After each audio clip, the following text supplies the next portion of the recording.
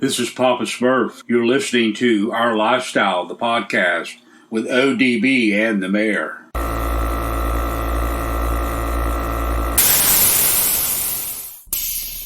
Yo, this is Rob Maggi, and you're listening to Our Lifestyle podcast.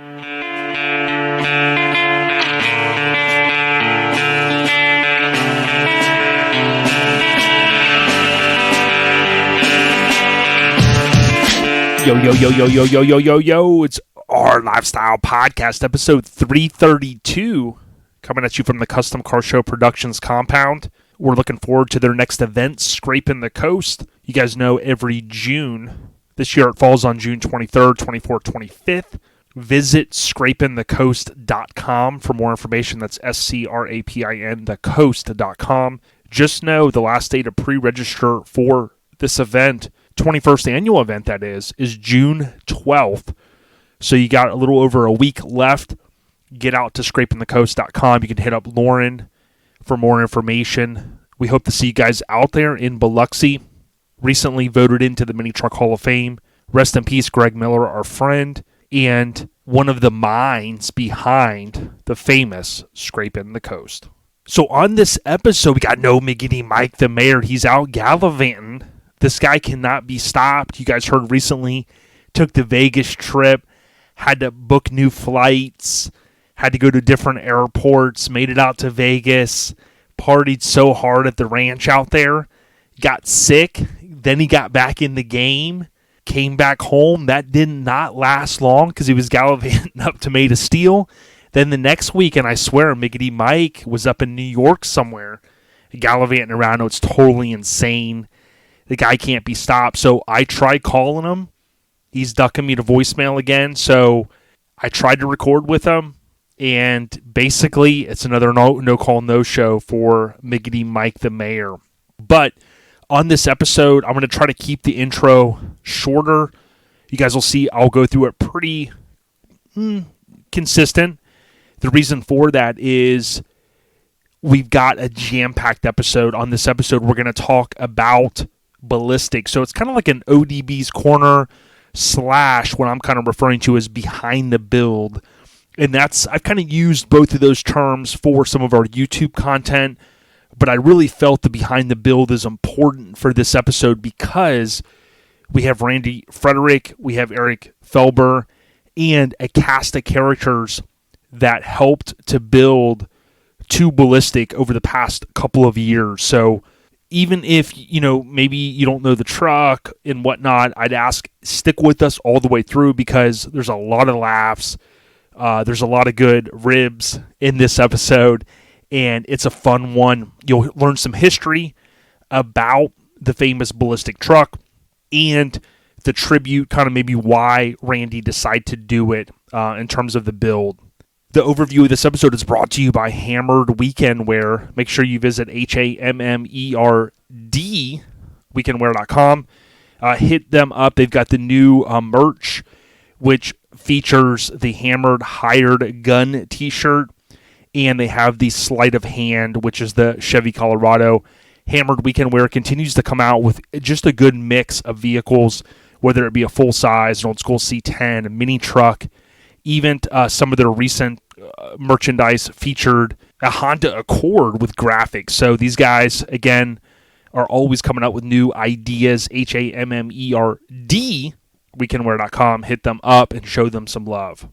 All right, we got the general update. So it's kind of refreshing. Miggity Mike is out, kind of like Hollywood Mike Miranda was out in the Rad movie on Hell Track. But really the general updates for me, ODB, is just been doing some family stuff. I've had a lot going on. And as I said at the end of the last episode, this past Monday was Memorial Day. So it was the 3-day weekend that many of us get to enjoy. But often we're reminded, especially through social media, that, freedom isn't necessarily free. And there's a lot of people over the course of the history of our country that have given what they call the ultimate sacrifice. I did not come up with that term, of course. And many of you went to cemeteries and you shared different things and different stories on social media about maybe even some of your family members that never made it home. So again, kind of general updates for me. laying low, doing family stuff, but also reflecting on how lucky I'll speak for myself, I am just to be able to do the things I want to do. And, over the weekend, especially on Monday, I thought a lot about, the people that just never made it home, or gave that ultimate sacrifice and just, really reflected on how lucky we are, including myself, just to be able to do the things that we enjoy, whether it's cruise a car, build the truck, and just go, with the liberties that we have. So those are kind of the general updates. I want to thank our continued support from the family at Lone Star Throwdown. We hope to see you guys out there next year in Conroe for Lone Star Throwdown. If you visit LoneStarThrowdown.com at the time of this recording, we are less than a year away, and they're going to start that countdown for days, hours, minutes, and seconds in the coming months. So just be ready to pre-register. 2,000 pre-registrations go pretty damn quick, and every year it's speeding up more and more. So LoneStarThrowdown.com. We're looking forward to next year, the last weekend in February for 2024. Next, we got the trivia with Miggity Mike, and even with Miggity Mike, the mayor, out gallivanting, we're not going to stop the trivia. You guys love it, and I appreciate you guys always coming back and listening. Many of the laughs that we get at shows, people talking about the trivia. A couple of people have told me they've never missed one, so I'm going to throw you guys a really tough one now. Trivia with Mike. So the question is, Mike, are you ready? Airhead Nation, are you ready? Now it's time to get serious. So, Back to the Future 3, often people's least favorite. I've heard a few people over the years say that it was their favorite episode or favorite version of the movie. But you basically had Back to the Future 3 was filmed directly alongside Back to the Future 2. It was kind of one of the first times I think that was ever done, the production of two movies pretty much at the same time. It came out on May 25th, 1990, so 33 years ago this year, which is insane. I was there opening weekend. I remember seeing Back to the Future 2, which came out 6 months prior in November of 89. And of course, the ultimate cliffhanger was to be continued. And of course, with Back to the Future 3, we convinced my dad to take us. Pretty sure we went opening weekend, and that would have been Memorial Day weekend, 1990. And it was a blast. Of course, it concluded that movie. But the questions this week are going to tie into this film. And the first question, a little bit easier. What name did Marty go by? His nickname, the name that he gave out in the Old West in 1885. So he uses this name throughout his adventures in 1885. What is that name? Okay, many of you were going, yo, that was easy. I get it. Some of you were scratching going, what was Back to the Future 3? Really? I thought there was part 1, part maybe 2, the hoverboard. What do you mean part 3? Yeah, there was part 3. And it's a fun movie. If you go back and you watch it, there's a couple of cameos in it. And I just love the movie. There's a lot of Easter eggs in it as well if you go back and watch it and really dissect it. But the next question, talk about dissecting, is it ties into the first question, kinda. What movie posters can be seen in the 1955 drive-in where Marty races the DeLorean up to 88 miles per hour? Okay. So the first question was what nickname does Marty, or what name does he use in 1885? But before he goes to 1885, basically Doc takes Marty out to the desert area, right? And he races the DeLorean up. You'll remember it was a drive-in. He makes the joke about, I'm going to run into the Indians, the Native Americans. And, Doc jokes and says, well, you're not thinking third dimensionally or whatever, right? Because they're not going to be there. It's going to be an open field. And that's kind of a little gag, if you will, when the hit car hits 88 and they go back to, or Marty goes back to 1885. So the second question was, what movie posters can be seen in the 1955 drive-in where Marty races the DeLorean to 88 miles per hour? So here's something, more than likely, I'm going to say 99 point whatever percent of you guys did not know. In this shot, there's a movie poster on the drive-in's wall showcasing Revenge of the Creature, 1955, and Tarantula, 1955, right? Containing some of the first film appearances of a young, then unknown Clint Eastwood, which again was the first question answer. Marty even looks to and briefly points to the poster as he says to Doc, "That's right, you haven't heard of him yet." Because remember, he mentions Clint Eastwood to Doc, and Doc's like, "Who?" So, again, the amount of detail in these films by the Bob Zemeckis, Bob Gale, is just insane. If you really go down the bunny trail, there's tons of YouTube videos about, the 10 things you didn't know about Back to the Future. Check it out. Again, what name does Marty use in 1885? It's Eastwood, Clint Eastwood, and that ties into also the posters, Revenge of the Creature and Tarantula, both from 1955. Pretty insane, right?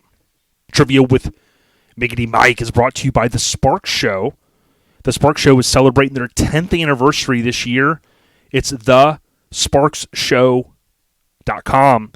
Hit them up. If you go to About The Spark Show, you'll find out that it's August 11th, 12th, and 13th, 2023 in Sevierville, Tennessee. We hope to see you guys up there. Miggity Mike, the mayor, and I have agreed that we're going to go.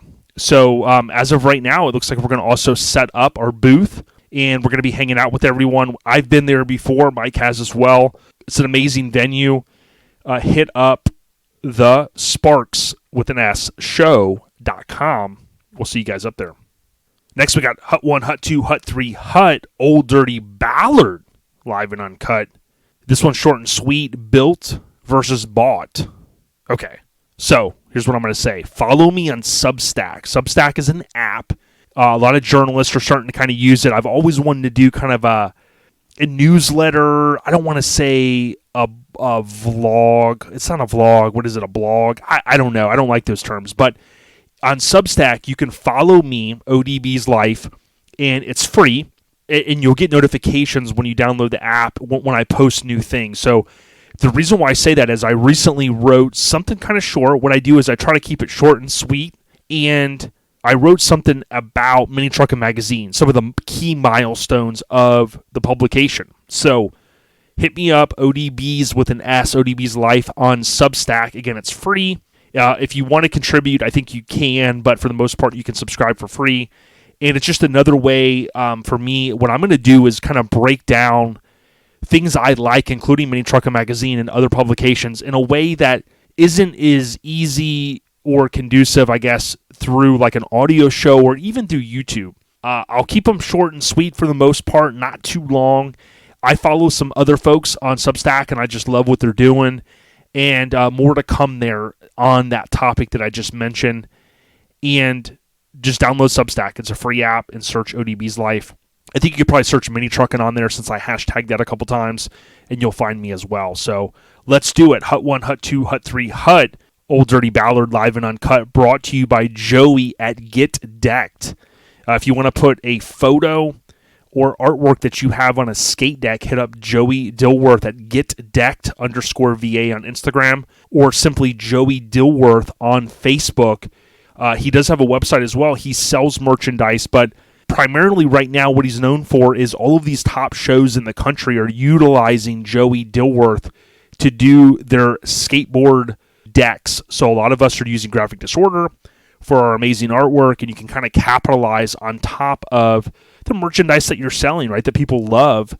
You could put that artwork on a skate deck, hit up Joey Dilworth, Get Decked.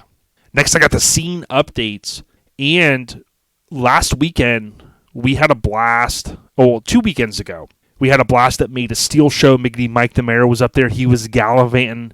I couldn't even get, he had groupies dude, you couldn't even get a word in with Mike.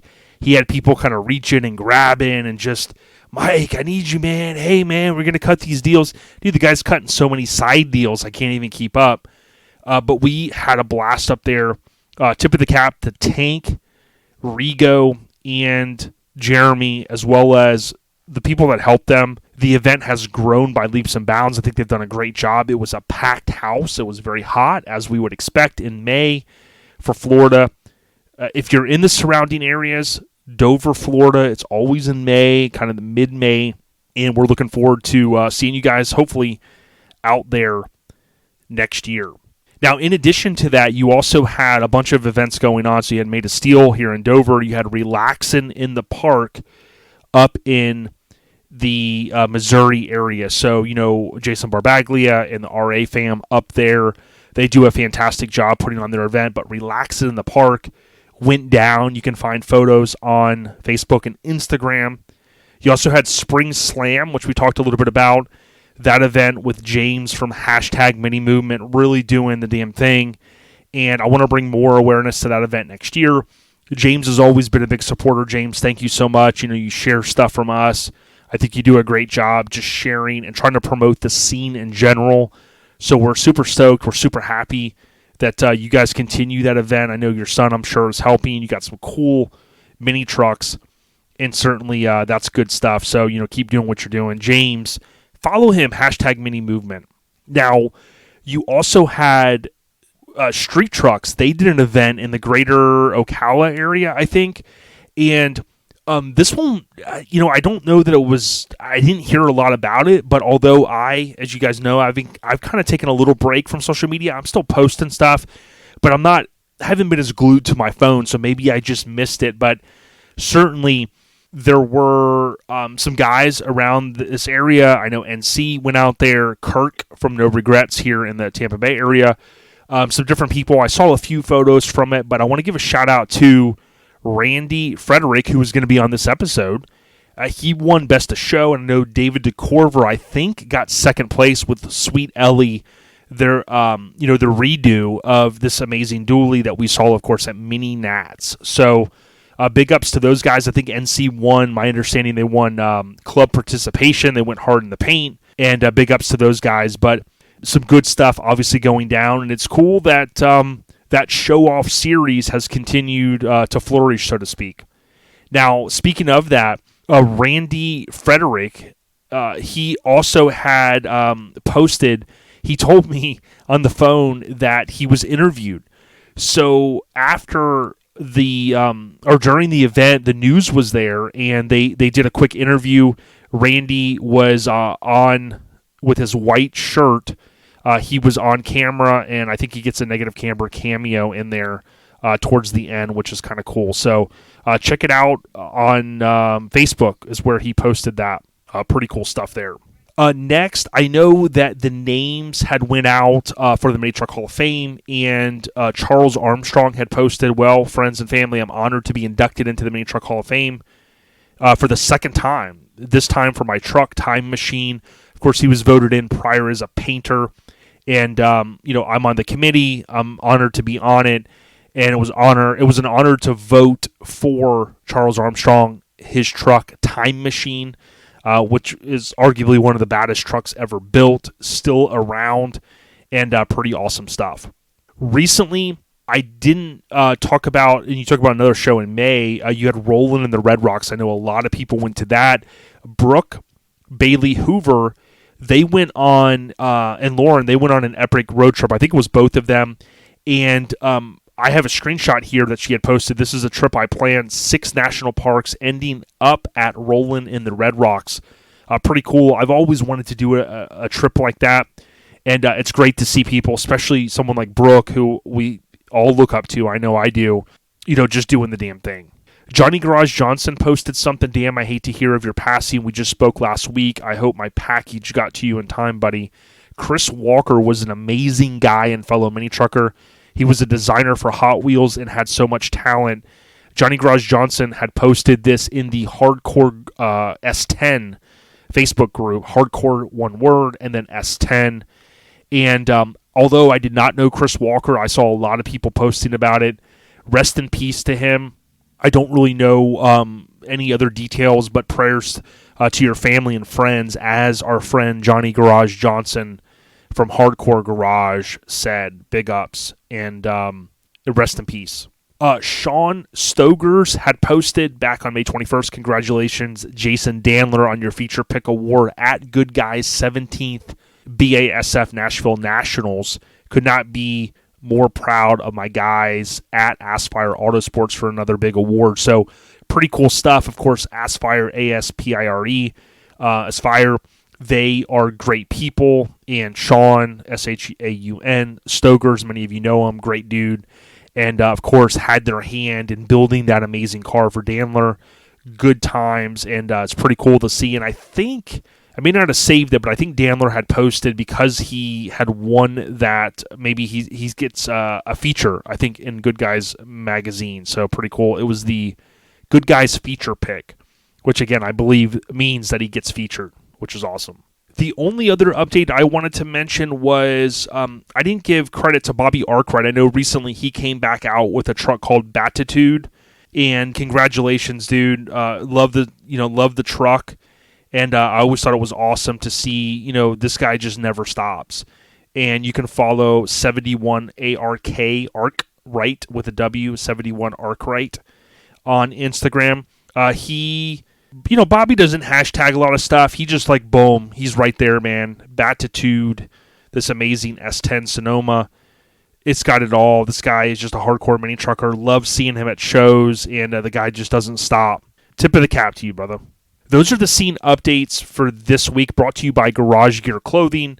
Visit garagegearclothing.com for merchandise. If you want a sport truck, a dually, a mini truck, a hot rod, you name it, they've got it on a shirt, and they have free shipping options available.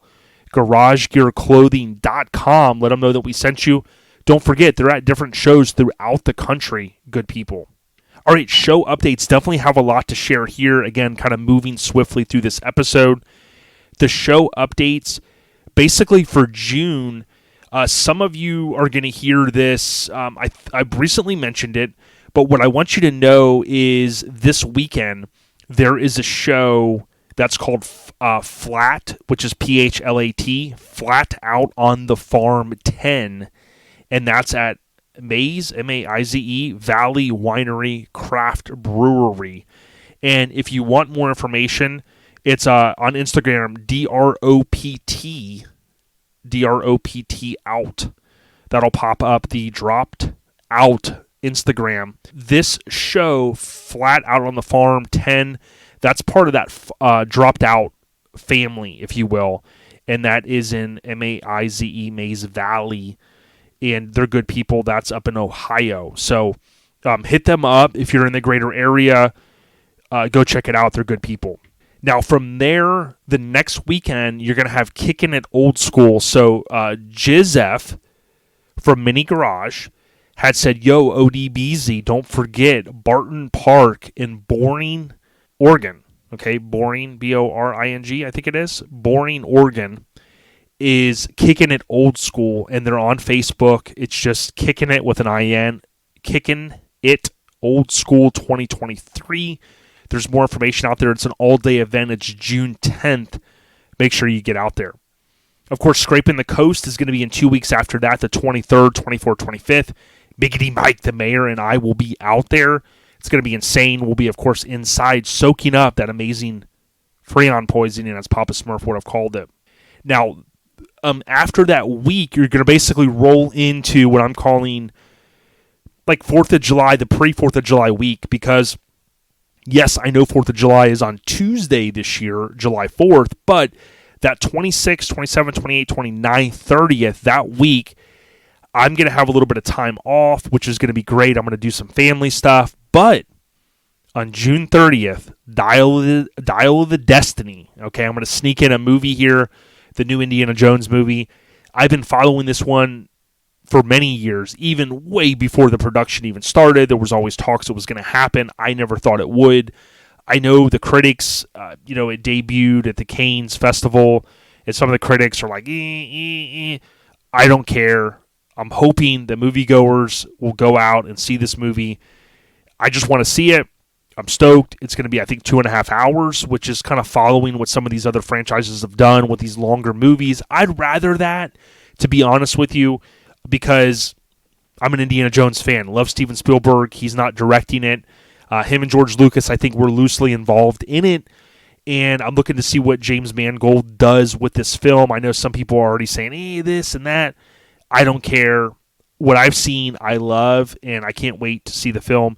It does feature a 64, 65 Lincoln briefly in a couple of frames, according to the behind-the-scenes footage, and I talk a little bit about that on my Lincoln Addict YouTube channel. So kind of cool stuff there. But I digress. The 30th, June 30th, July 1st and July 2nd is going to be Classic Truck Throwdown. That's, of course, a part of the Lone Star Throwdown family. So the 30th of June, July 1st, and July 2nd, that's going to be Classic Truck Throwdown. And that's, of course, at the same venue in Conroe where Lone Star Throwdown is held. So Classic Truck Throwdown, anything 25 years and older is good to go. So if you think we're in 2023, I think it's 98 and prior. So if you got mini trucks, that's cool. They want mini trucks. They want C10s. They want OBS. You name it. 25 years and older, Classic Truck Throwdown. The weekend after that, you have Southern Tradition. That's the 7th, 8th, and 9th. So basically, some of you may end up taking off July 4th week. And if you do, that weekend, past July 4th is going to be the 7th, 8th, and 9th. As I mentioned, that's Southern Tradition up in Canton, Georgia. Good people. From there, the next week, you're going to have Camp and Drag. So big ups there to the family. Waveland, Indiana. Love what these guys have been doing for all these years. Of course, Camp and the letter N, Drag. If you haven't heard of this event, you got to be sleeping under a rock. It's one of the biggest, baddest around. Hit up their website, campanddrag.com, for more information. From there, you're going to have the Spark Show, August 11th, 12th, and 13th. Again, 10th annual will be up there as well. Looking forward to it. Now, the 12th of August is also a show up in New Hampshire. So, Nor'easter, N-O-R apostrophe, the entire word Easter, Nor'easter. I know Jeff Gaudette and those guys are trying to kind of get the scene popping off as much as possible up in that area. I've heard from a few people. I know it's going to be a little bit of a hike for some. If you can do anything to get one person there or 10 people there or a gang of mother effers there, okay, do it. N-O-R apostrophe Easter up in Laconia? N-H. That's New Hampshire, right? Good times. I think the number, if you need the phone number, at 978-973-2090, I think is what I have in my notes for some reason. Register. So good stuff. Nor'easter. Okay, big news here. You have Oregon's new NU main event that's put on by, let's be honest, New Choice. Okay, they did announce recently that event that was scheduled for August 19th has been relocated, so to speak. So if you go on Instagram and you type in NU, you're going to see it's going to pop up. Probably the first thing is going to be Oregon's new main event, okay? And what happened here is they posted on May 21st and said new date May 25th, 2024. And they said, hello, sorry for the lack of social media interaction. Unfortunately, we're a bit overzealous. When we started the process, achieving nonprofit status with the IRS took us much longer than anticipated. So with heavy heart, our group has decided to postpone until next year. So they're excited to announce the new date is going to be May 25th of 2024, and that's Oregon's new NU main event that's put on by New Choice. So good people, if you are in the Pacific Northwest, rally around a show. This is going to be fantastic. It's, of course, at the Medford Drag Strip. There's been shows there before. I know many of you guys know that event. Location, so to speak, and get out there and support the real deal. Good people. Now, the next weekend after that, Revolution, Kentucky. So, Revolution on Instagram, that'll pop up. I think 40965 is after Revolution. And Revolution, Kentucky is an event that's the 25th and 26th of August. These are all on the OLP official show calendar. go to ourlifestylepodcast.com. On the left, click on the digital show calendar link, and then you can subscribe from there. I know with an iPhone it's easier. Sometimes people tell me with Android it doesn't let them subscribe, but if you email us, I can send you the link. It's ourlifestylepodcast@gmail.com. The 26th, you're also going to have Sittin' Pretty Summer Slam. So this got a little confusing to me because, again, the week prior there was going to be an event in Oregon, and then the 26th there was going to be an event in Oregon. Now, they were going to be in totally different spots, so they weren't, of course, stepping on each other's toes, but with the other event that I just mentioned, with that moving to May next year, this might make it a little bit easier for you guys to get out to Sittin' Pretty's event. So Sittin' Pretty is a long-standing show up in the Pacific Northwest. It's SITTINPRETTI, Sittin' Pretty Summer Slam on Instagram, of course, on Facebook as well. But August 26th at Remlinger Farms, Carnation, WA. So I think it's technically in Washington, but of course in that Pacific Northwest area. So get out there and show them some love. I think that's all I'm going to share right now because, again, that's a lot. I mean, it's a lot for me to even say. I could be missing an event in there. If I am, my apologies. Email me, ourlifestylepodcast@gmail.com, and I'll get the stuff added. The show updates brought to you by our kinfolk at AccuAir. Visit accuair.com. Plug and play applications, E-level, old school, whatever you need, they've got it at AccuAir.com. Follow them on social media. Next up, we got the podcast updates. This one's quick. We did have a pre-sale of the mini Truckin shirts go down. Some of you got in on that. We're remixing our famous mini Truckin shirt, and it's going to come without the grid pattern. So if you want one of these shirts, the pre-sale came and went pretty quick, but we are going to add the few extras that we've ordered to the website. So by the time you hear this, hit up ourlifestylepodcast.com. You can buy one. You can secure one. That's the key thing. We also did a re-up of hats. So we sold out of a ton of hats. We redid the pink and blues. We also came out with a new color. So hit up ourlifestylepodcast.com. All of this stuff is going to ship by the time you hear this in less than a week. Well, I'd say about a week and a half because we had about a 2-week lead time by the time it gets to Mike. So give or take, if you order, your T-minus 2 weeks or less for it to ship, hit up ourlifestylepodcast.com. The podcast update is brought to you by Graphics Mafia, GRAPHIX Mafia.com. If you need stickers, light design work, hell, if your vehicle's going to SEMA, hit up Buddy and Ryan. They can take care of you. And they always take care of us. Maybe you've got some old stickers you need reprinted or you need to re-up. You're going to an event. Hit up graphicswithanxmafia.com. Last but not least, we got the Airhead Nation updates. And this one is what I wanted to share. Sean Rose had posted with David Magatti back on May 15th. Everyone, I would like to introduce our next Spreading the Love recipient, Angela Mathis. I had the pleasure of meeting her back in the fall. We will be raising funds from now until the end of October for her and her family. It will end at this year's Dropped Out show, October 14th and 15th. Please take a minute to read about Angela and her journey. Thank you for all the love and support. Again, Sean Rose, Spreading the Love, in conjunction with David Magatti. These guys are doing amazing stuff for the scene. And we'll say our thoughts and prayers with Angela Mathis. Let's raise some funds and help a good person out that needs the help. Airhead Nation updates brought to you by Chris and team at C&S Metalworks. Good people. It's CS-Metalworks or CS Metalworks on Instagram. If you need universal air, as we mentioned a moment ago, AccuAir, bags, maybe you want to bag your vehicle. Chris is out there in the Cali state, Killicali. He could take care of you, cs-metalworks.com or CS Metalworks on Instagram. Okay, so we're getting ready to roll into Randy's episode along with Eric Foelber and just the cast of characters. I hope that you guys enjoy it. Now, I wanted to do a little bit more audio and talk about the history of Ballistic, but here's what I'll share with you.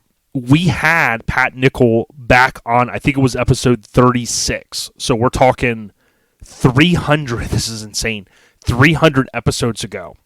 If you Google Pat Nickel, Our Lifestyle Podcast, go back and listen, stream that episode. Go back and listen to it, okay? I was going to bake in some audio from it, and I just said, you know what? I don't want to overdo it. We've got a long, jam-packed episode. But here's the cool thing about Ballistic. Ballistic was like the factory color. I think it was black. Ballistic then became the color that we all know, that raspberry color, and it graces the cover of January 93. So it was almost 30 years to the cover. So January 93, and then you fast forward to April 2023. 30 years later, then, of course, the Ballistic tribute truck, Randy's, a.k.a. 2 Ballistic, debuts at Mini Nats, right? So 30-year span. Of course, the truck was built prior to January 93, but you kind of get where I'm going. Now, where I would always get mixed up with it is the orange version that Jeremy from Built to Cruise, right? Shout out to Jeremy. Love Jeremy. Good people. Jeremy built a tribute truck for Ballistic, but it was the orange version. Now, ironically enough, I saw recently that Jeremy, he had the truck, he built it, he had graphics put on it, I think he sold it, then he reacquired that truck, and he recently posted on Facebook that he was selling the truck for, I think, the second time. It's an amazing truck, but the reason why I say that is I would always get confused on the stair-stepping of Ballistic. So it was the black version. It went to the raspberry color that we all know and love from the cover of January 93 with the topper, no hood, etched in our minds, right? For some reason, I always think the orange came first, right? But Randy has reminded me, and others have too, and I know this, but again, my mind gets mixed up on some things. The orange version was the last version, and it wasn't in orange very long. Many of you know, luckily, it was in the SoundStream ad back in Mini Truckin. I've shared that. I'll share it again. And that version is also kind of etched in our minds. But the 2 Ballistic is the tribute to the cover version. And if you want to know the fate of the truck, you got to go back and check out the hashtag Ballistic Mini Truck, which I've been using. Also, you could go back and listen to episode, I think it's 36. It's in the 30s. Google Our Lifestyle Podcast, Pat Nickel, and you will be able to stream that episode through Podbean. So that's our host. But I say all that because, again, behind the build, I wanted to give a little bit of context. I'll share some of the previous covers. Ballistic, believe it or not, was on 3 covers. People forget this sometimes, so I'll reinforce that with the audio with Randy. I'll share some of it in social media, and I just hope that you guys will listen to this. I know some of you will have to listen to it in parts because it is kind of long. It's a lot of fun. There's a lot of good kudos that are given to people that really put their heart and soul and a lot of time into this build. It didn't start off the way Randy really wanted it to. So stick with us. Stay on the rise. And we'll hit you guys, Lord willing, with another new episode in 2 weeks. ODB, thank you to Scraping the Coast. We'll see you at the 21st Annual in June. ScrapingTheCoast.com for more. We got you. Peace. Yo. It's ODB. We're getting ready to roll into the audio. But 2 things I need to just reinforce. Number 1 is I keep forgetting to cover this. Kern County Showdown. My apologies for forgetting to cover this.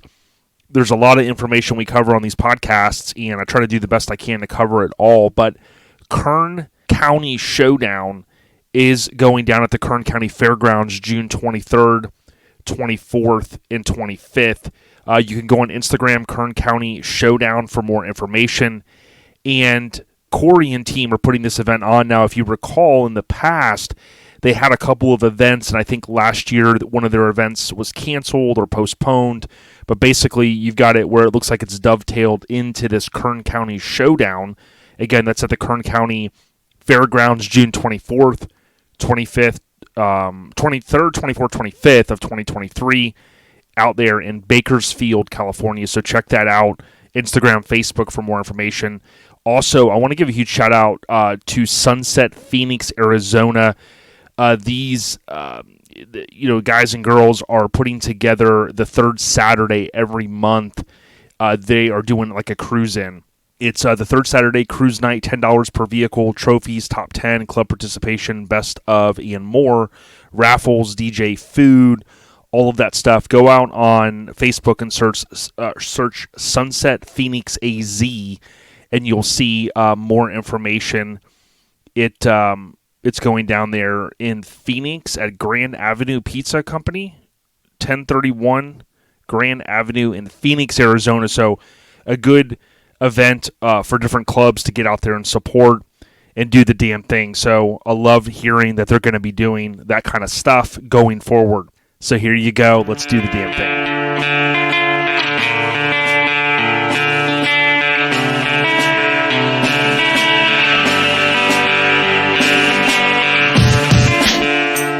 Yo, super excited to talk with Eric Foelber and Randy about to Ballistic. Randy, how you doing, our friend?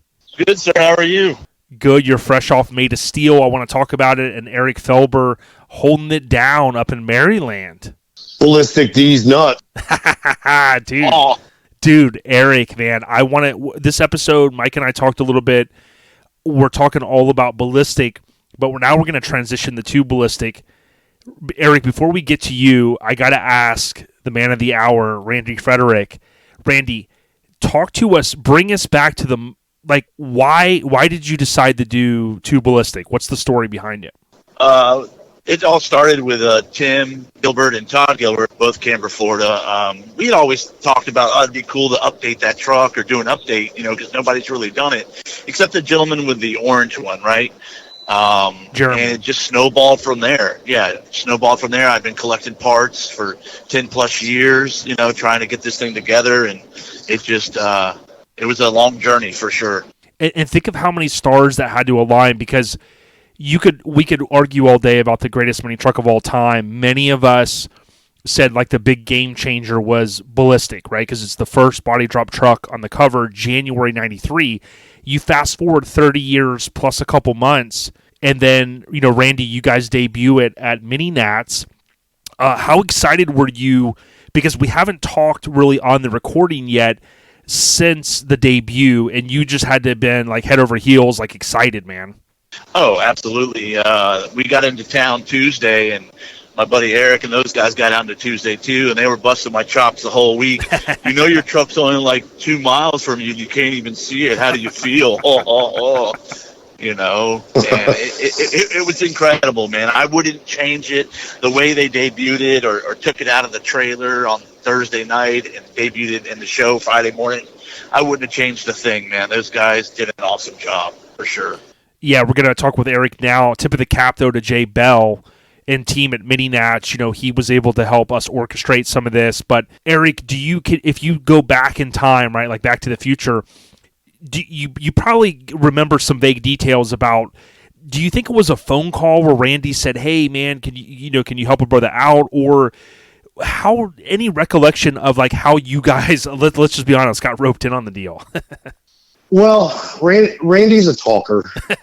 So back when we met years and years ago, we just kind of started hanging and talking. Hey, what's up, dude? How's your week going? That kind of thing. And then he started talking about Ballistic and how he's been wanting to do this thing for a while. And he had the truck already. He had his chrome fender trim, I believe, that he was all excited about. And that kind of piqued my interest of something to do. UPS guy. I don't work on cars full time. I don't do any of that stuff. So just a weekend thing. It's got to be, my time is valuable. So it's got to be something that's going to be worth it. I don't just want to go paint a Camry or my time is more valuable than doing something like that. So, but when it's something cool or something I'd be interested in, then I kind of go after it, and I don't want to let up. So I'm not 100% on who said what, but I think we just agreed on a phone call, and it was let's do it. What do you remember, Randy? You remember something like that? But remember, I showed you I explained the concept to you, and then I eventually showed you the wheels, right? Yes. And then I think that's what really sparked your interest, because, I could have had somebody down here paint it, and every time I talk, hey, man, I still want to get part of that project, and I'm like, nice. Yeah, and I just think the whole concept of the idea, you were on board from the word go. Absolutely.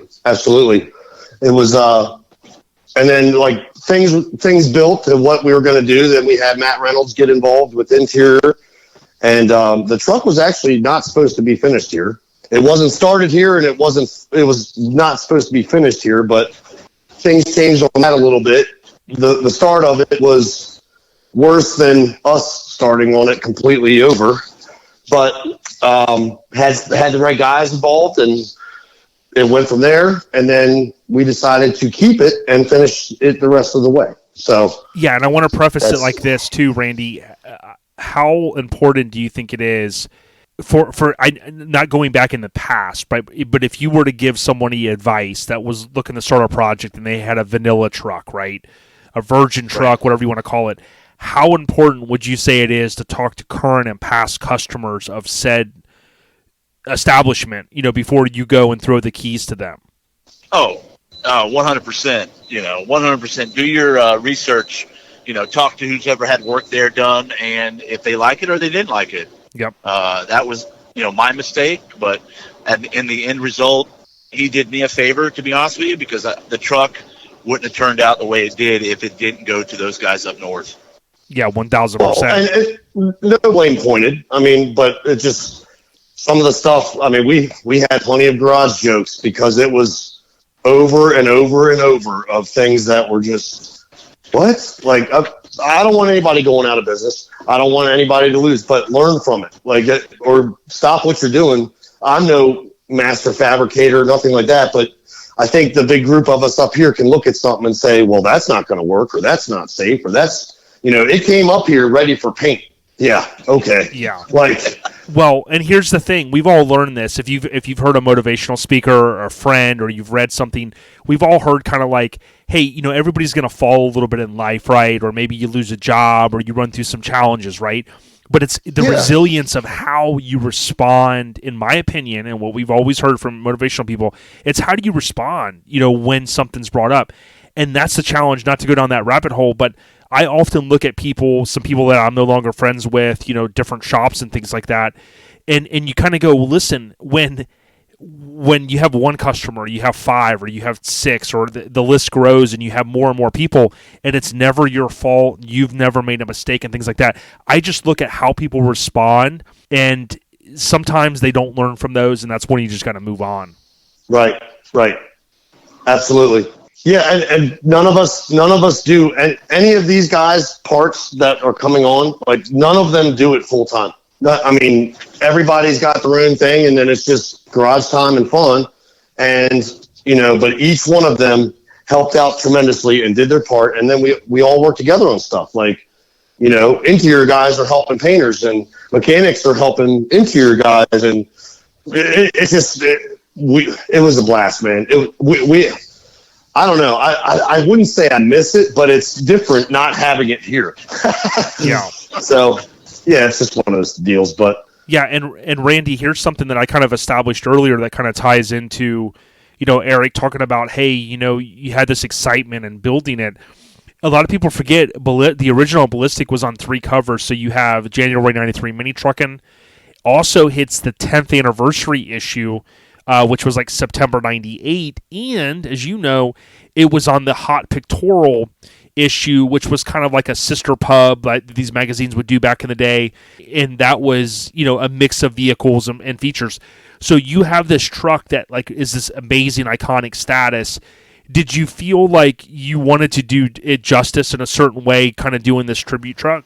Oh, absolutely. From the stories we've been told about the truck, I just wanted to make sure I did it justice, and Pat Nichols' vision justice as well. You know what I mean? Just kind of bring it into the 21st century, as in what would he have done now compared to 1993.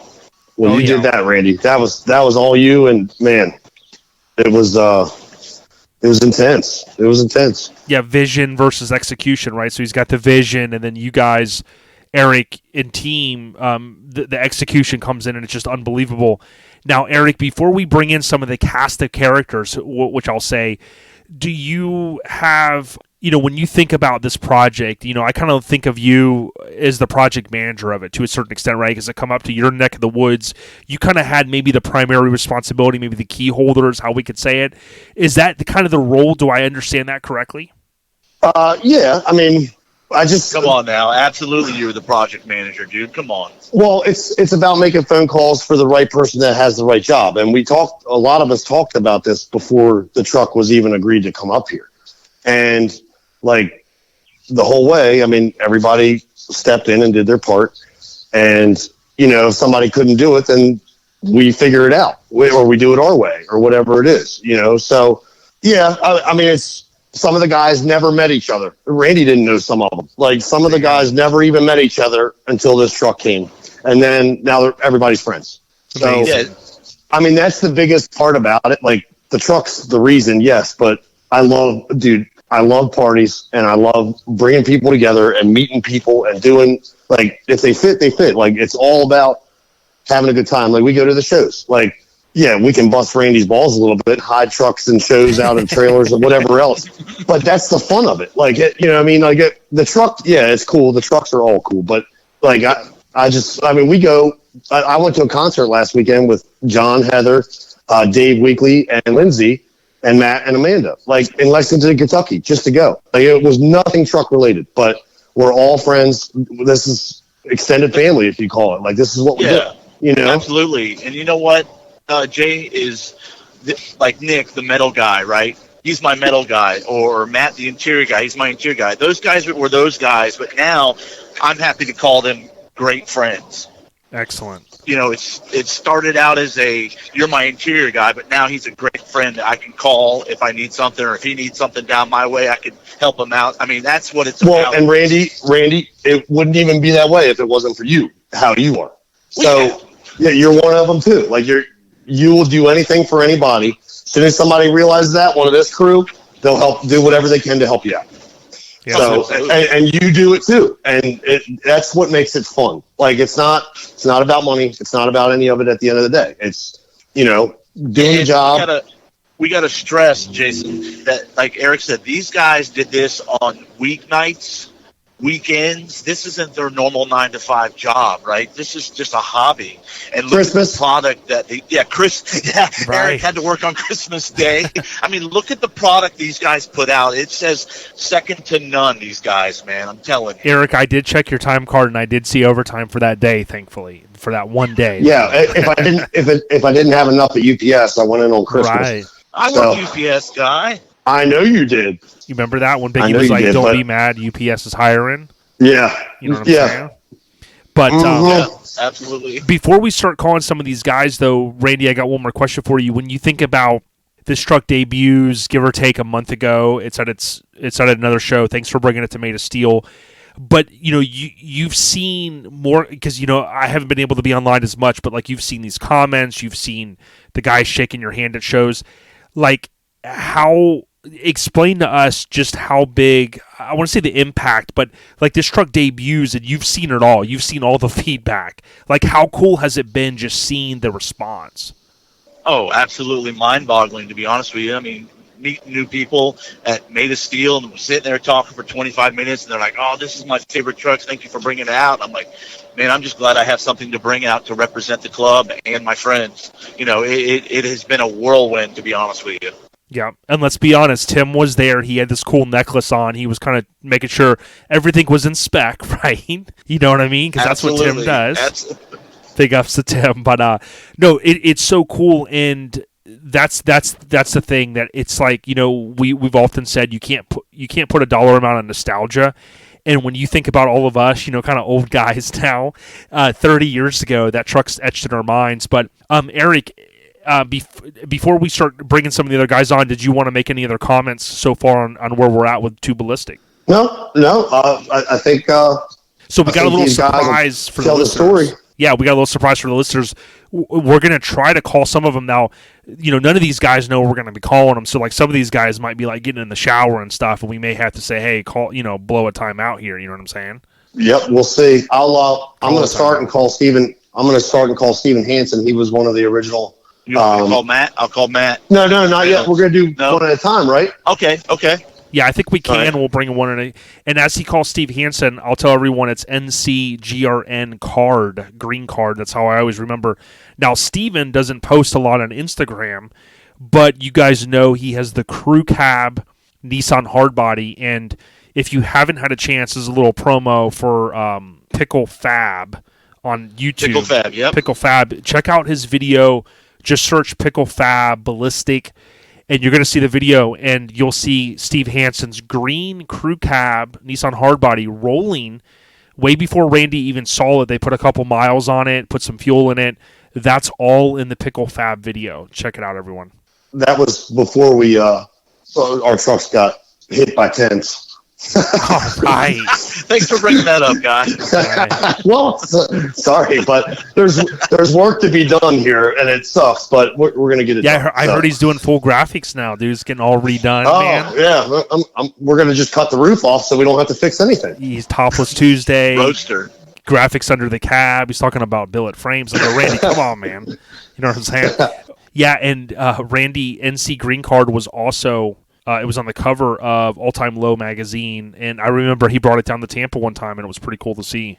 Yeah, Eric Foelber painted that, and Matt Reynolds, my interior guy, he did that interior as well. Excellent. And we got Eric Foelber is going to bring on NC Green Card, Steven, and we got a big jam-packed show for everyone. Again, hit up ourlifestylepodcast.com to buy some merch.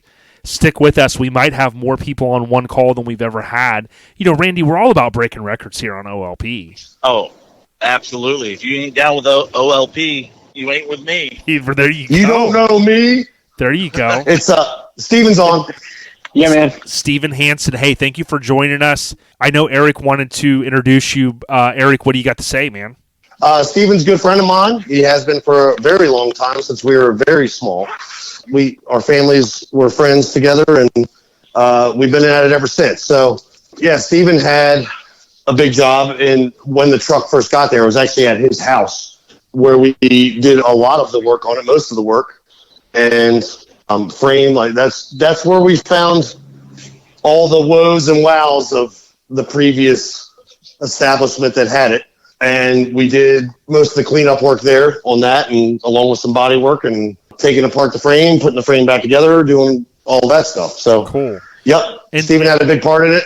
Yeah, and Steven, what do you remember? Like, do you mind kind of sharing just a little bit of your role, kind of what Eric introduced?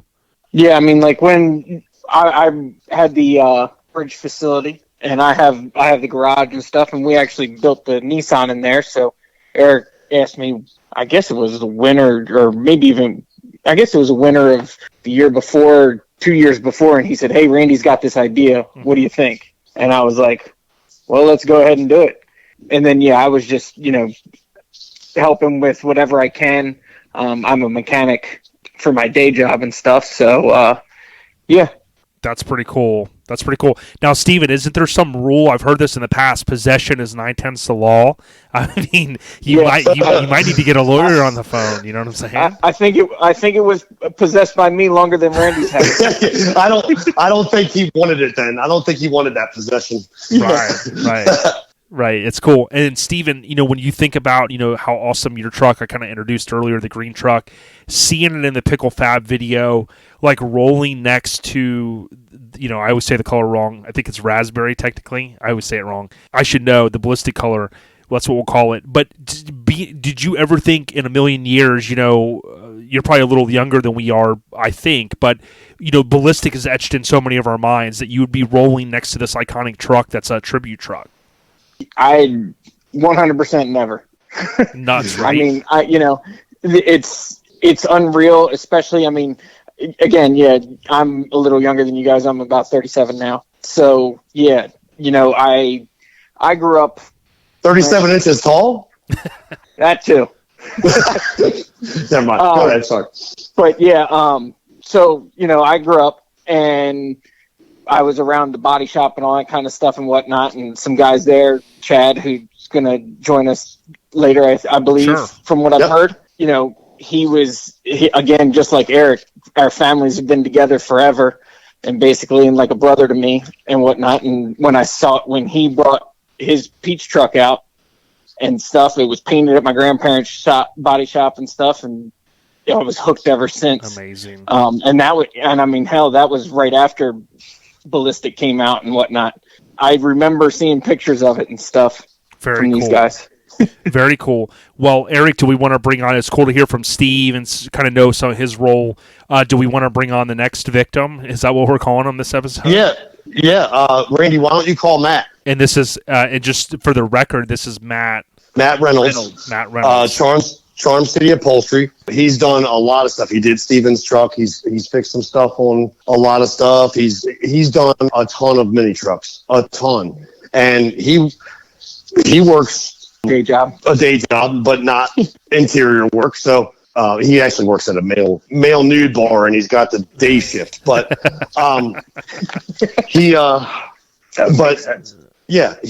he's a great guy. He's one of our best friends. Yeah, I remember talking with him there. He's very talented. Very, very talented. He also did Courtney's old truck, the white and green S10 that John Yoakum and Heather have. Yeah, Heather said she put that one over the top by saying pull forward with it. Matt, you there? Hey, Matt, welcome to the party line. Are you there? Can you hear us? Yeah, I'm here. Thanks for joining the party line, Matt. Charm City Upholstery. It was so cool to talk with you at Mini Nats. Do you mind just kind of maybe talking about your role in Ballistic? Yeah, I can do that. All right, this is my mood whenever I see it as Randy calling me. So it's like, oh. Wow. The ultimate rib. It's going to be a long night. Yeah. My role, I guess. So Eric and I has been sending me like upholstery stuff for a while now. So he took on the project and asked me if I was interested in doing the upholstery work in it. So I said, yeah, sure. Hang out with friends, do some garage time, do some upholstery stuff, and basically just whatever needed done. Kind of all of us kind of got together and got it done. So Matt does more than upholstery. He's a magician with everything. I heard he's Wait good. a second. Hang on. Stop the phone. Wait a second. That's all you did, Matt? You didn't build the box at NASA? You didn't punch your toolbox and break your hand? So, whoa.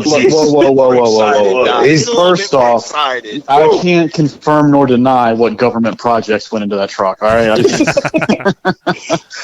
Yeah, that box was a feat. Yeah, there was a rumor that was it Glass Joe from Punch Out and Mike Tyson fought, and you may have knocked out Mike Tyson. So what had happened was that may or may not have happened as well. Yeah. But hey, I got like almost 90% motion back in it now. Now so I asked Steve the same part about getting a lawyer. Have you retained a lawyer? On any of these kind of I'm sorry, Randy, my bad. I feel like Randy should pay some doctor bills for this. I'm just saying. I mean, it's for the good of the team. I think we lost Randy. So Matt, you could even get a new toolbox out of it. Exactly. Yeah. Now there's a big dent in my toolbox. So just to be clear, speaking of clear, pun intended, when we look in the back under the topper into this into the truck to Ballistic, right? Yeah, when you say top, it's a cap, right? We don't know what you're talking about. Yeah, you did right, Jay. Wait, it has a hat on it. It has a hat, baseball hat. Okay. Oh, you mean topper cap? Okay, gotcha. So when you look at a topper's what you put on a cake. Right, like a wedding topper. You see this clear box. Talk to us a little bit about the box. How did that come together? So when I first talked to Randy and Eric about it, like they had Randy, I guess, had a stereo guy lined up to build this clear box, and we were talking about it, and things didn't go as well, I guess, planned. So we ended up just taking that on as well. So the whole spiel was we wanted 100% clear. We didn't want to see any hardware. We didn't want to see, trim covering up the corners and that kind of stuff. So there's a few people that I've seen doing it, mostly fish tank guys and that kind of stuff. But yeah, so that's like an underrated aspect, I think, of it. Now, I've heard. Is it true it doesn't have any screws, or are the screws only around the speakers? Can you talk to that? The only hardware that's in it is what actually holds the speaker into the box. Like all the joints and the seams, that's all bonded. That's all. Wow. Yeah, there's no hardware in that. That's pretty cool. Yeah, Randy kind of going next level. Now talk to us a little bit about the interior, because I know you've got the kicker speakers on that center subsection. The seats came out amazing. Talk to us about the color and a few things you did in there. Yeah, so when Randy first stopped by, I was actually working on another truck, and he came in, and typical Randy personality took over the entire garage, and everything was loud and obnoxious, and you know how he is, not his plan. But we picked out some colors and tossed around some ideas, and then this was pre-Eric getting any color sprayed out. So when we sprayed that out, we looked at the colors, and I think we were up at Steven's house, so all of us were looking like, these colors, they're not going to match very well. So Randy kind of gave us like a blank canvas. He's like, I trust you guys, whatever it's going to be, make it, I trust you. So the only thing he said, he's like, I want real leather. I want that real leather smell. I don't want vinyl and all this stuff. So he's got real Italian leather, the German square weave carpet, Only the best. Only the best, yeah. Alcantara, the suede, all this stuff's in there. And I think Super easy to work with. Yeah, and I think an underrated aspect is when you look in the bed, like typically you won't see someone go to the level of detail where you've got the side pieces and then you've got the entire bed floor, then you've got some color match stuff like where the tailgate closes, but then you've got all of the old school car audio. Was it neat working with some of that older stuff, or was it a little stressful? It was neat and stressful. It was stressful because it's not like you can just go down the store and buy another one. You know what I mean? So It's like Randy, I think, had all that stuff shipped back to Kicker. They went through everything, made sure stuff was good before we hooked power to it, and we weren't going to blow anything up. But yeah, like attention to detail. I mean, that was all of us on the entire truck. It was like, how, if this was mine and this was my build, how would I want it? So that's. We are all like-minded guys. Like, nobody was cutting corners or anything. So that just kind of... And we also push each other to it. Like, what do you think about this? Okay, let's do something different. But let's say also Matt is phenomenal. He can do a lot of other stuff, and he did do a lot of other stuff on this truck. Oh, he did, absolutely. Yeah, well, think about inside the topper, the cap, right? And you think about all of those. When I saw it, I was looking at it made of steel, right? Looking at it even more detail, and you see the stitching. I don't know that I've seen, I'm sure some guys have done it, but I mean, off the top of my head, the level of detail, Matt, that you went through around the windows and the whole top, I mean, all of that's done. Yeah, like it's every square centimeter of that truck has been one of us has had our hands on it and tried to make it as good as it could get. So like inside the shell or the topper or cap or whatever you want to call it. Yeah, that was. You usually see them like they have like the rugs and all that kind of stuff that comes with them stock, or somebody will make a panel for the front or the back and that kind of thing. So with the truck before with John Yoakum's S10, we started just fully wrapping everything just to see if like, let's go one step above, and now it's exactly. So yeah, Randy, your next level when your topper hold down hardware. I forget what to call that. The clamps, thank you.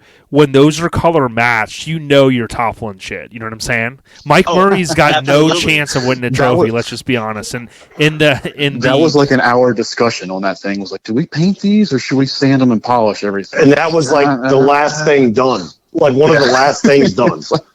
Dude, I had secret microphones all throughout I was listening to every decision. You know what I mean? But just kidding. Now, Randy, you also did a Flow tank. I know Mike and those guys over there at Flow. There was a little stress, I think, in kind of getting the tank, but it looks so good, and it was kind of cool that that's also kind of a centerpiece, I guess you'd say. But you just didn't leave it. You also had that wrapped, Randy. I thought that was a nice touch. Well, he didn't. He didn't even know that, Matt. I didn't. Because he wanted carbon fiber all the way, and that won't happen. Yeah. Yeah. So Matt decided to do that, and we all vetoed that real quick. It was like, there's nothing else we're going to wrap this. Well, Randy saw the universal air tank, the clear one with the lights, and he was telling me at the show he wants to do that because it's going to be like at raves and stuff now. I said, I don't know if they're going to want you to change it, man. Have fun. Just kidding. My price has gone up since that truck left the garage. I'm just saying. Stop it. I don't know how deep Randy's pockets are. They're pretty deep because he's hooking up his freaking Scion with Willwoods right now. I was going to say he's looking for everything for the Scion. He's going to be out mall crawling before the week's over. Now, Steve, when you're seeing all this stuff kind of coming together because you're in the mix of it all, right? You must have been getting excited seeing, the bed. It reminds me a lot of Yoakum's, with so much work in it. You must have been getting excited, right, Steve? Oh, yeah, man. It gets frustrating at the beginning, and when you're taking it apart and stuff like that, and then you're looking at all these pieces and stuff, and then just as we got the frame powder coated, oh man, look at that. and then you get a couple of the suspension parts together, and oh man, and it just keeps you going. It looked good. It looked good. And Eric, when I took photos at Made of Steel, I had seen the frame at Mini Nats, but I remember when Randy was like, when he and I talked, and he goes, "Yeah, we're gonna powder coat the frame and stuff." I'm a big fan of that wrinkle / I forget what it's called. Hammered. The hammered finish. Yep. But just the way the frame is even built in the front, how clean it looks, and I really don't think that the frame and undercarriage could have came out any nicer, Eric. Yeah, the suspension parts were painted, but Eric Nash, he's actually in no regrets. He doesn't have Facebook or anything, but he works at Mount Airy Coatings, and he accepted that challenge and blasted it, man. It turned out great. We got it back. Steve and I were messing around one night because I was trying to paint the cab that weekend, so we were going to try to put the cab back on the frame so I can move it, or we could move it, and there was every part on this truck has a story, I'm telling you. But we made it work. I think Matt and Steven rigged up some kind of wheelie jack system because we could not put the front suspension on just yet. But we got it up there to the paint booth, and I was able to spray the cab. So, we could have called Tom Green from Freddie Got Fingered. Remember, he rigged a pulley system so he could work on his stupid drawings. But Mike hasn't seen that, dude. It was not far from that idea. Right. That whole night. That whole night, Matt was just going, yeah, that thing has NASA's front suspension under it. Dude, Randy's like, beat that, motherfuckers. You know what I mean? Yeah. Just stand back. I approve that. Yeah. I approve this. Send it to space. Ship it. Yep.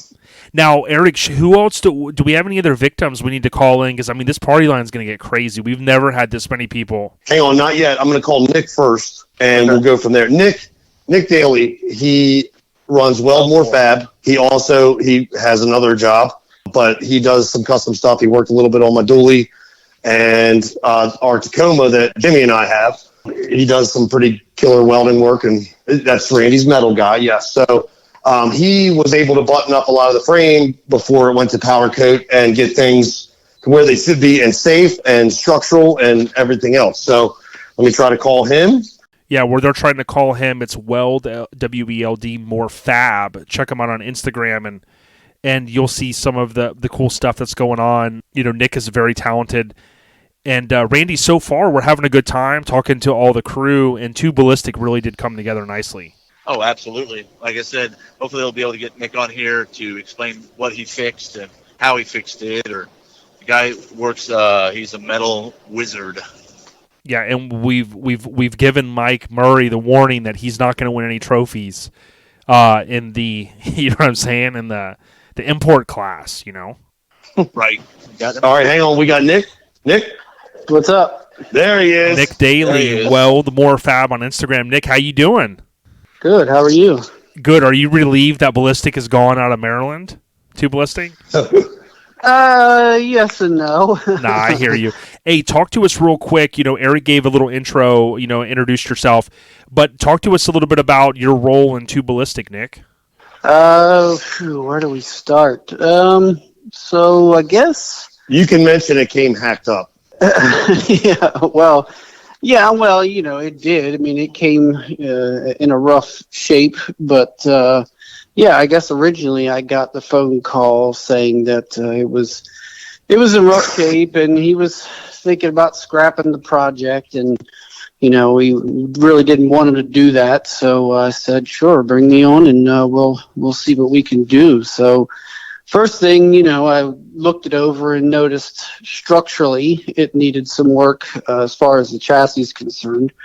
So I think we went down to Stevens originally, and just kind of looked it over, came up with a game plan. I went back to my shop, made some parts, and brought them down, and got, added some cross members, things like that, just to keep it, structurally sound. And then, one thing after another, this part was breaking, or that part, things were happening, and we ended up having to adjust more and more. But Yeah, and something that I noticed, Randy had shared some photos of the bed, right? And a lot of these trucks, back in the day when they were body dropped, they're kind of quickly done. When you looked inside the bed, all of the stuff that I believe you had went back and cleaned up a lot of that, right? And when you look at the bed after you had worked on it, it almost looked like a factory, one of those real high-end body drops that you couldn't even tell that the bed was almost body dropped on the inside. Yeah, the bed was pretty rough. Like you said, it was mostly just kind of tacked together. Definitely not what I would consider ready for body and paint. So we, I had to add the filler panel in the back. Once the bed was raised, there's that big open hole back there. So I added that in. Basically re-body dropped the entire bed, redid the headboard.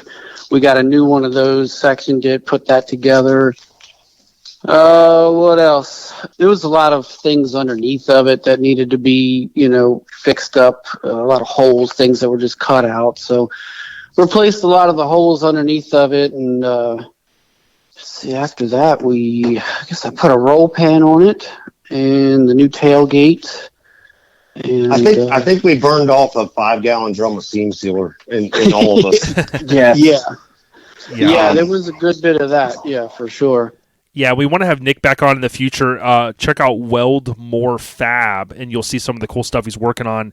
And something that I just really thought of when you see the truck, whether it's some of the behind the scenes stuff, and we'll share some of it.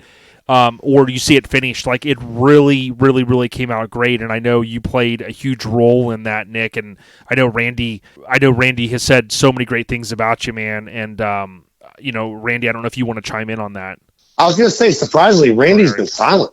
Yeah, we may have lost him. Well, I'm just letting you guys do your thing. No, yeah, there we go. Okay. I'm here, guy. I'm just checking. Yeah, so this is cool. This is cool because Randy told me last week. He goes, "Yo, when we do the episode, I want to make sure these guys get the airtime because he knows how much you guys really busted your ass." You know what I mean?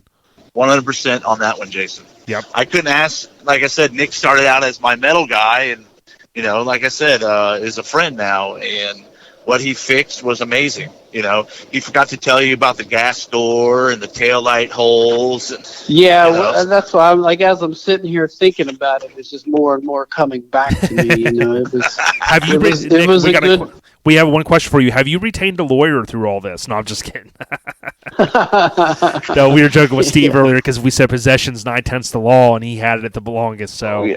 Yeah, for sure. But when you think of how, you're a little bit younger than we are, Nick, probably a lot younger, but when you think of how much this truck means to Randy and, you've seen the reactions from kind of the, quote, older guys like us, so we just love this truck, did you ever think that maybe you would be involved in a truck that could potentially, we don't know yet, my understanding, could be at SEMA this year?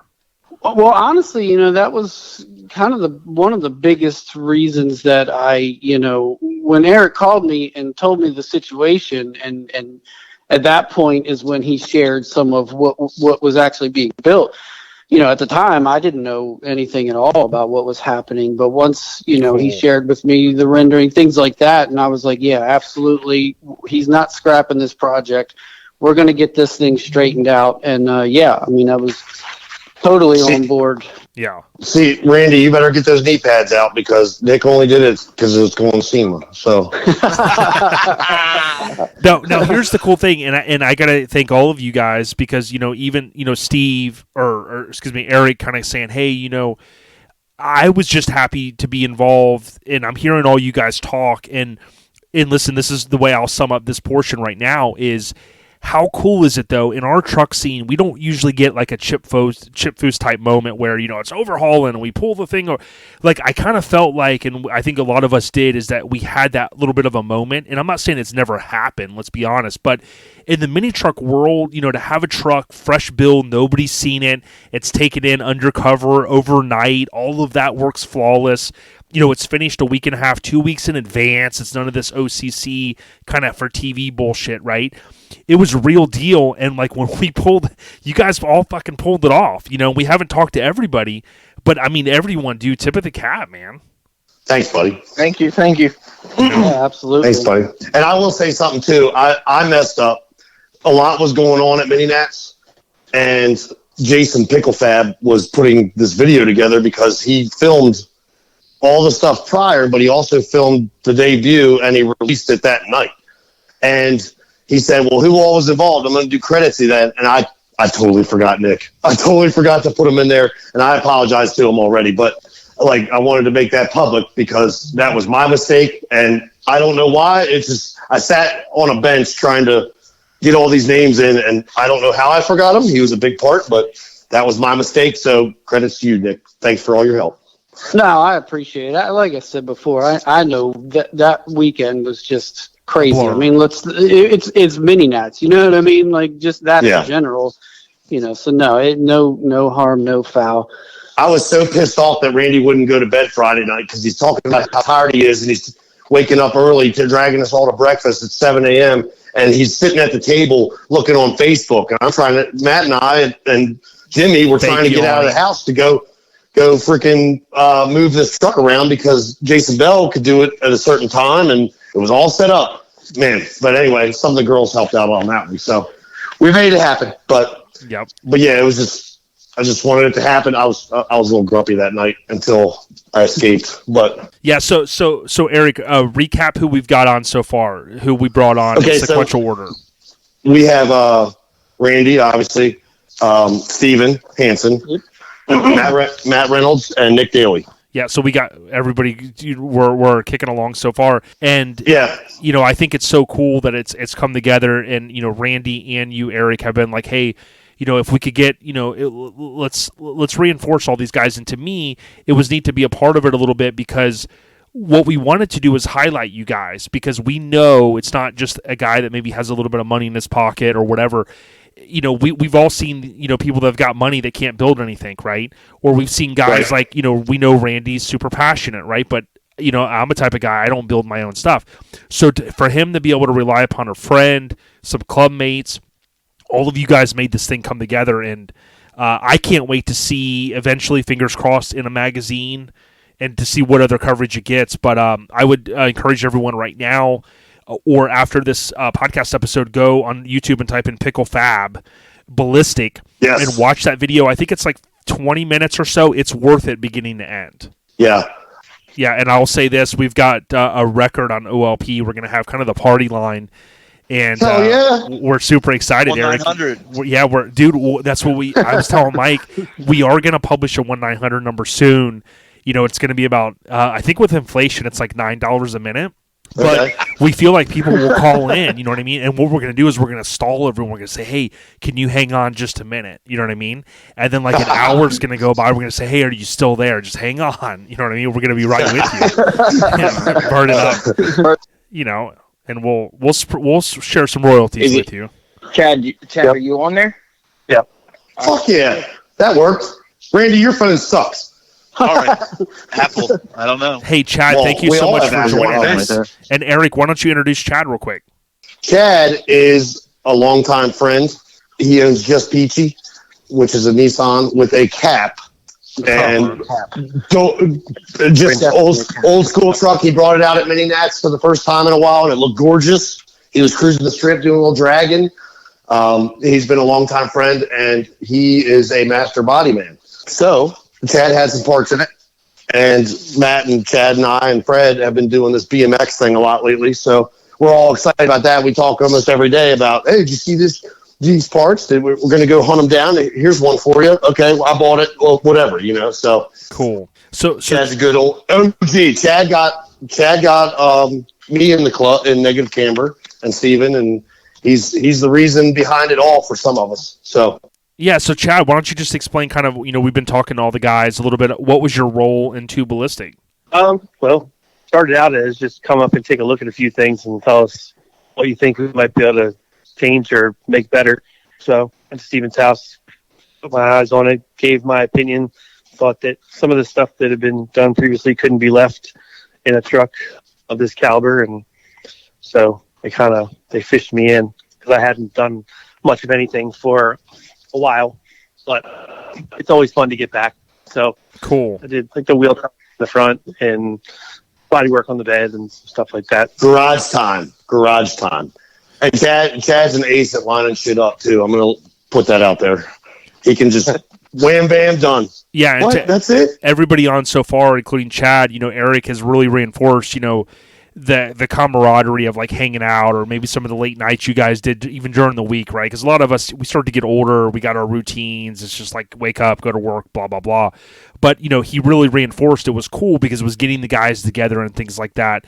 And some of you guys were super close already, but I think Chad, with some of you guys probably even became closer, homies, if you will. Oh, for sure. I mean, and these guys busted their ass. I mean, day in and day out. I played a very small role in what happened here, but there was definitely a lot of time and effort put into this truck, and it shows. Yeah, Chad, did Randy even say hi to you yet? I know he's listening, but it's just so strange he's not talking. Listen, guys. Oh, there's the beep. I heard the truck beep. Yeah, I'm trying to keep it on mute because of the truck, but this is your show. I'm just here for yeah. Yeah, Randy's making sure I get the color schemes right, because I'm the one guy I should know. Ballistic's one of my favorite trucks. Just for the record, like I said earlier in the episode, the orange came after the raspberry. The snozberry, yes. There you go. Mm-hmm. There you go. So Chad, just for the record, because Eric didn't mention it, what was your last name? Gill. Gill. Yep. Chad Gill.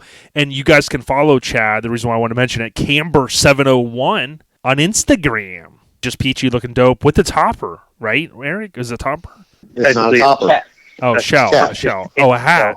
Yeah, they wear caps in, baseball? Is that how you pronounce the sport? Caps? Yeah. Baseball caps. Eric, who else we got, man? Does anybody else want to try to call someone? Because I think we're starting to really hit a stride. Oh, I know. Yeah. Steven, why don't you try to call Paul Davis? Because I know you don't have some of the other numbers. PD. Perfect Paul, initials for painless dent repair. Dent repair.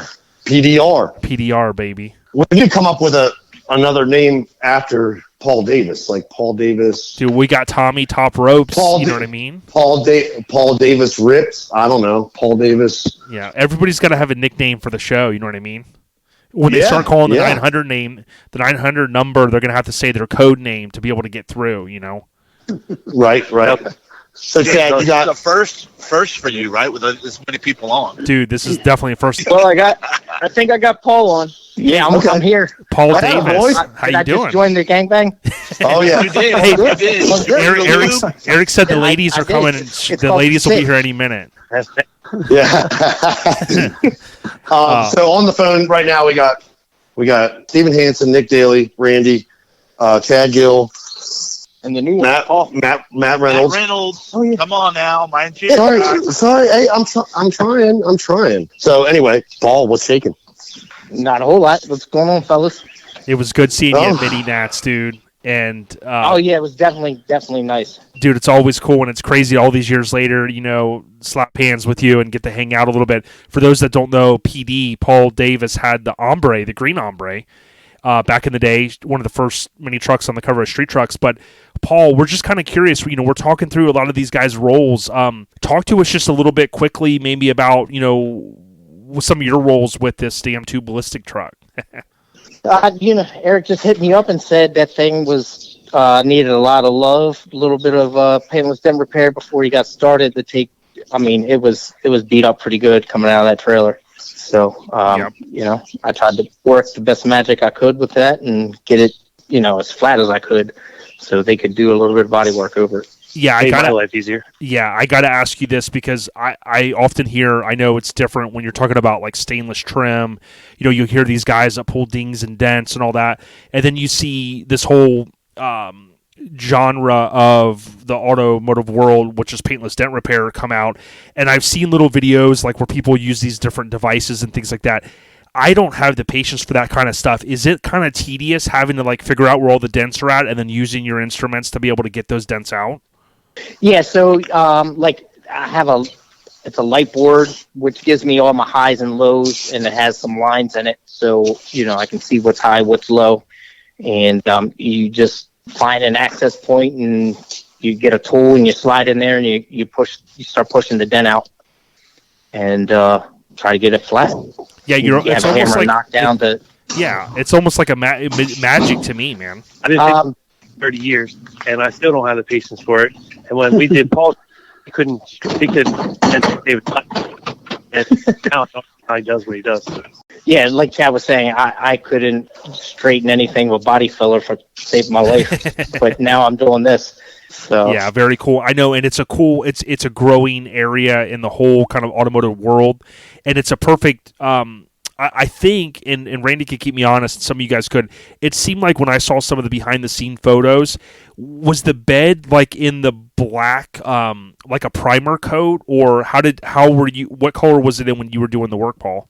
I think it was multicolor, but the bed was black. I think it was black with green fenders, I think. Dark green fenders. Yep, that's what it was. Does that age you when it's not like, maybe a full glossy paint, if it's kind of like in that, I almost want to call it like a flat kind of color. Does any of that help or hurt the process? It hurts the process more when you don't have a shine. You use the clear coat to actually get a good reflection off of it. Got it. A lot of guys now, they will put like anything that has like a matte finish. Mm-hmm. They will put a like a PPF film over top of it and then work on it so they can get their their shadows, their all that stuff. Excellent. And Steve had chimed in too. Is it, and you guys could chime in on this one, is the whole thought process, and I'm kind of asking this to make sure the listeners get it as well as me. When you do the PDR, the paintless dent repair, Paul, that eliminates having to do as much body work, right? There's maybe going to be a little bit of a coat maybe that goes over it, but you're basically trying to pull it back to the way it was stamped originally. Yes, 100%. You can like that was kind of it's a push, what we call push to paint, where you can get it as close as possible and then do a skim coat. Sometimes you could do a heavy primer coat and block it, and most everything is gone. Yep. Now, anybody could chime in on this. When you guys see that Paul finishes kind of his role, does the truck look like in person, you're like, wow, man, that thing looks way better? Or, I mean, can you realistically see it? You can 100% see a difference. It does look way better.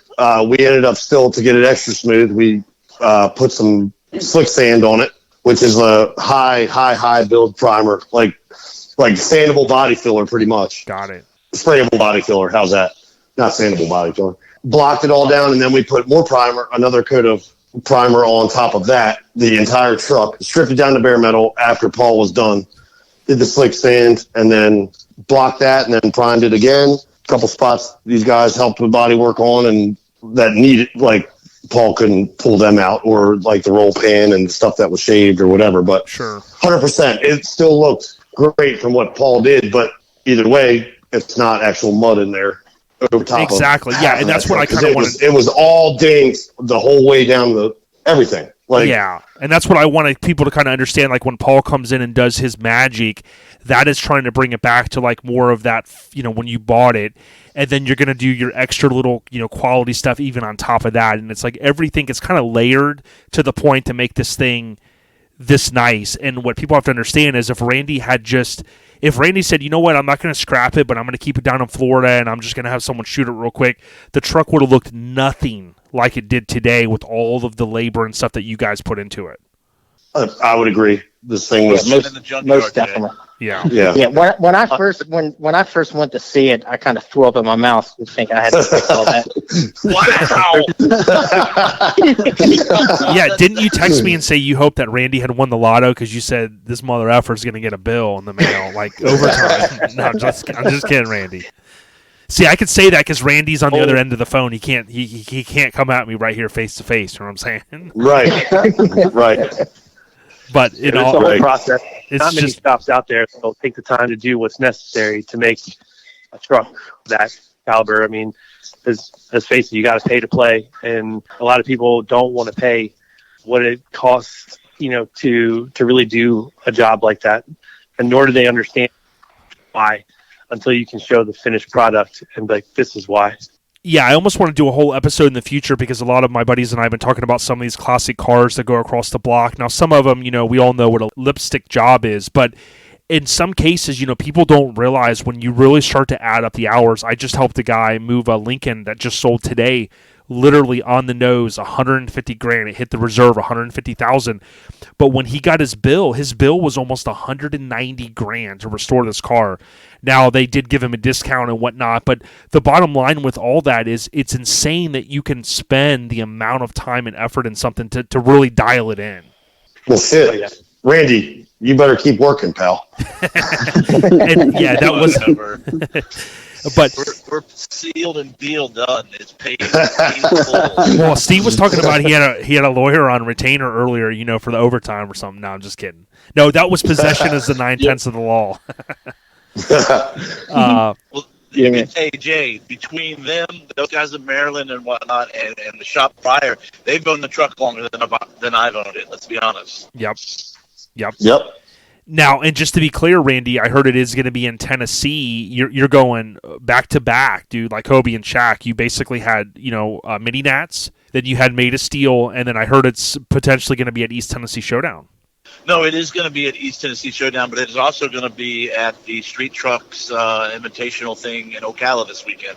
Yep, Nice. Got it. Yep, and there's, fingers crossed, we'll start to get some more flicks of it. We know there's some undercover photos that have been taken, but, like I've said to everybody, it's getting harder and harder. Many of us come up in the magazine, world getting our trucks featured. It's harder and harder to get that done, so we're kind of rooting that this truck will get the love it really deserves, at least in print. So far, so good. Mr. Foelber, do we want to rope in anyone else real quick?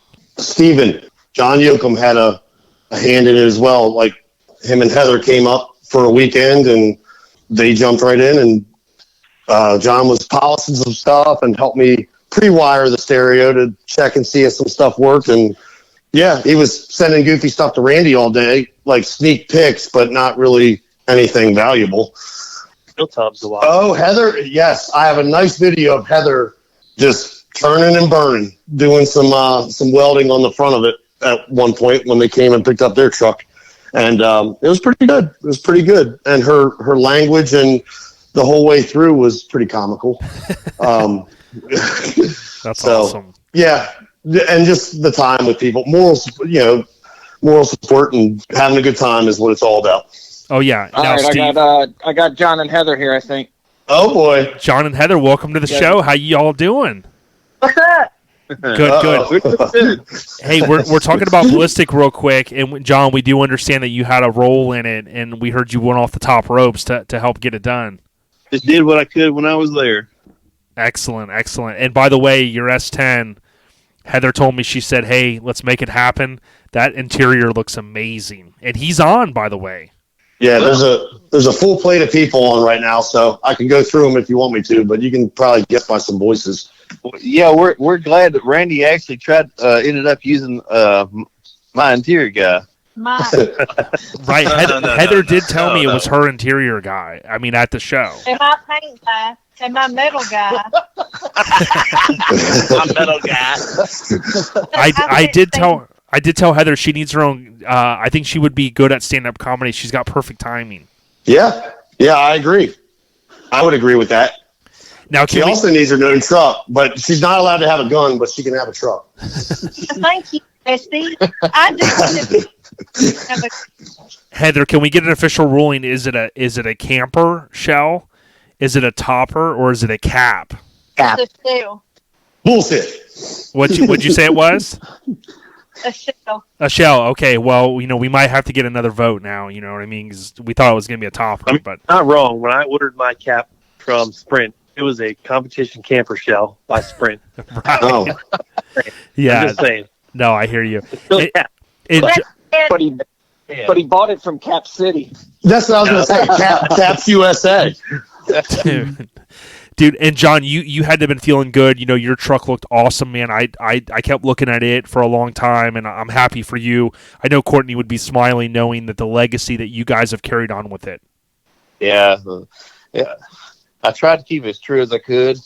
I kept it exact for as long as I could. And it was just time to make a few changes on that, and I just tried to keep it as original and cool. Just what it was. That way it's still recognizable as what it is. Oh, yeah.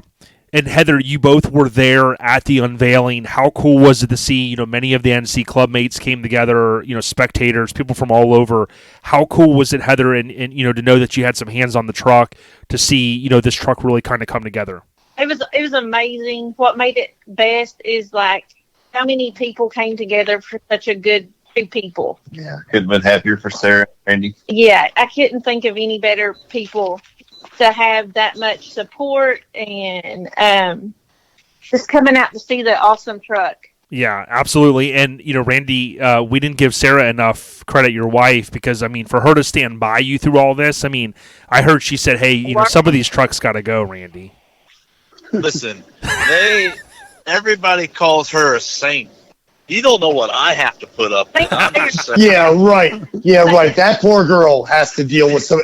You're gone 4 days a week, and those remaining three, holy shit. She's got to be like, oh my God, I'm just going to kill myself. No, she's like, when are you leaving again? Yeah. Oh. No, that's good stuff. Your route changed to earlier? Yes. Well, John and Heather, we appreciate you joining. I know you guys got to get up early, but we certainly appreciate it. And Heather, I can't wait to see you guys at a show again because it was so cool hanging out. We need to know live. What's that? Alive. Yeah, we're gonna go. We can go live on Instagram sometime. Is that fine? Yeah. Excellent. Let's do it. Trouble. Featured on Comedy Central. Right. Hey, I'll be your first customer. I'll buy a ticket. You would hear beep, mother beep, beep, beep, beep, beep. That son of a... I love it. I love it. Cool. Well, John and Heather, thanks for joining us. We appreciate y'all. Thank you. Yeah. Top row. Hey guys, thank you for all your help. Thanks, John. Thanks, Heather. Thanks. See ya. See ya. Dude, how cool is this? We're setting records with OLP. We got the most guests on, and I know some of the guys are probably going, dude, I got to get back to working on my own truck. But I think, Eric, you had maybe another guy that you wanted to call. Yeah, I think we have three more. But most importantly, the major one that's missing right now is the Mocha Mechanic. Matt named him the Mocha Mechanic. Nice. Fred Hebron. He was just on your show, actually. Yep, Fred.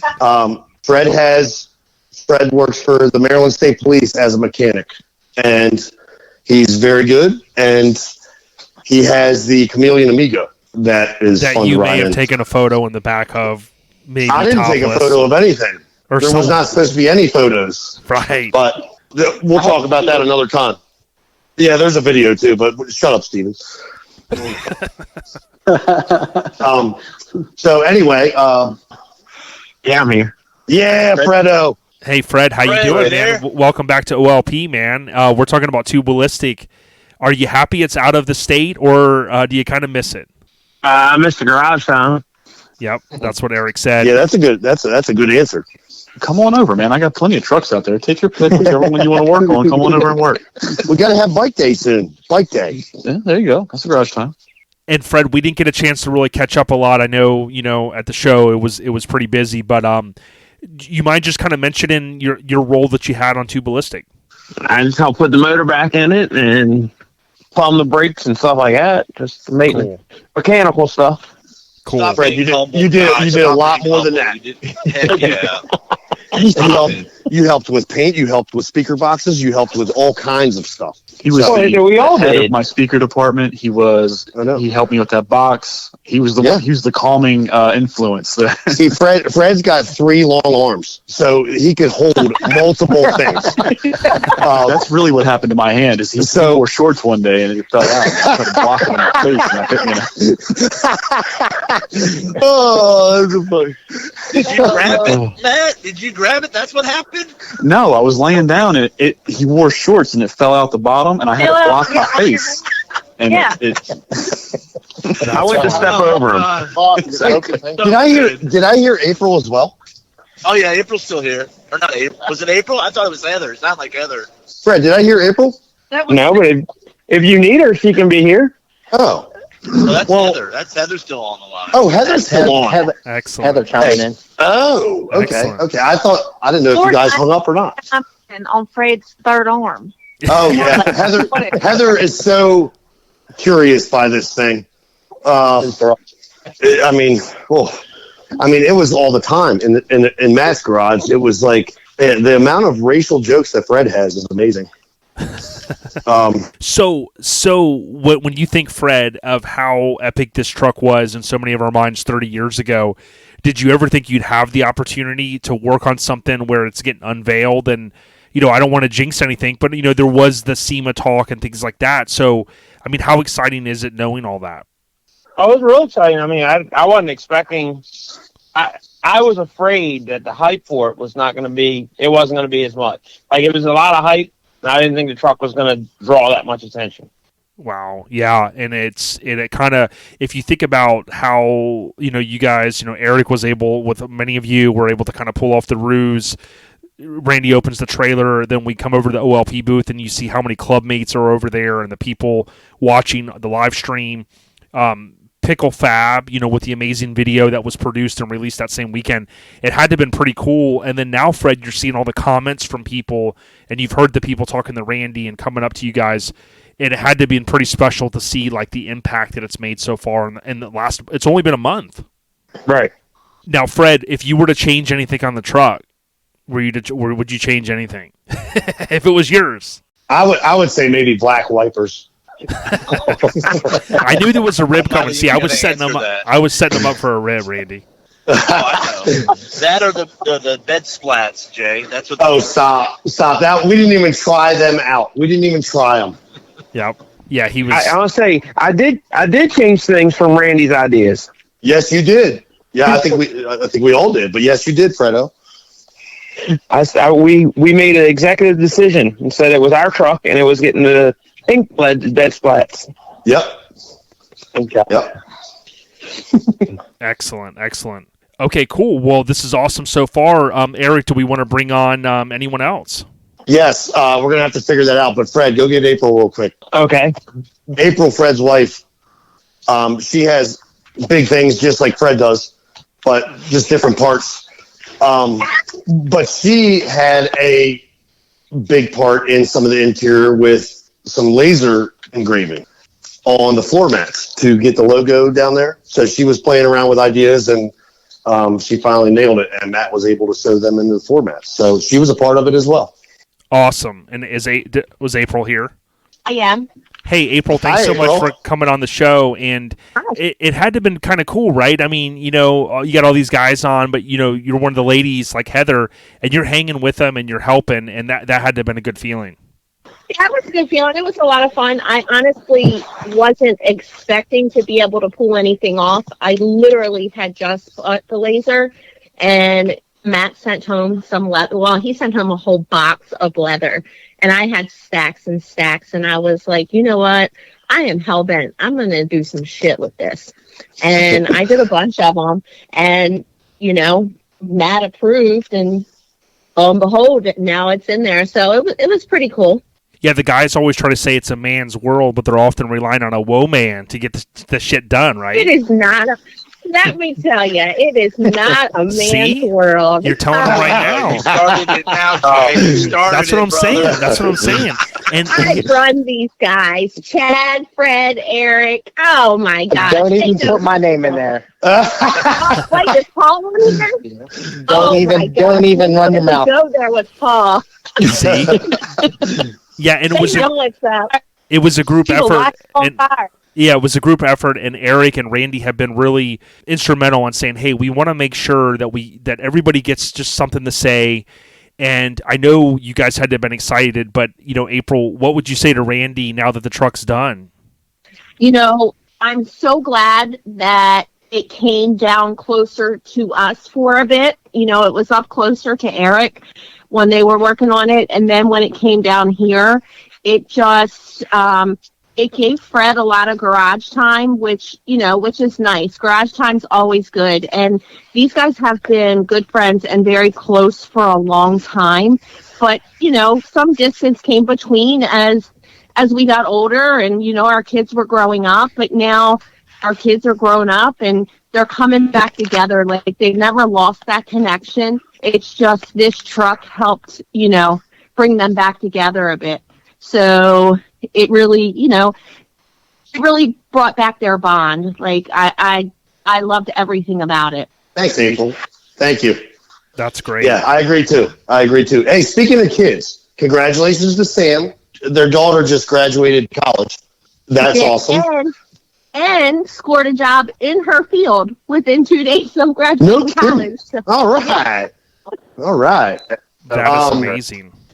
By chance, is Ryan around? Ryan was a big motivator for Randy playing Call of Duty with each other all the time. So I want to hear something between you two. If Ryan wants to talk, Ryan.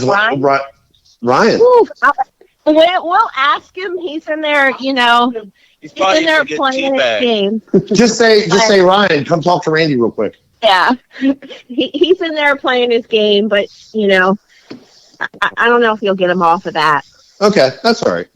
Yeah, but he came by Matt's garage a couple times and Steven's, and he teased Randy about, hey, I'm looking at your pink early truck. He say all kinds of stuff.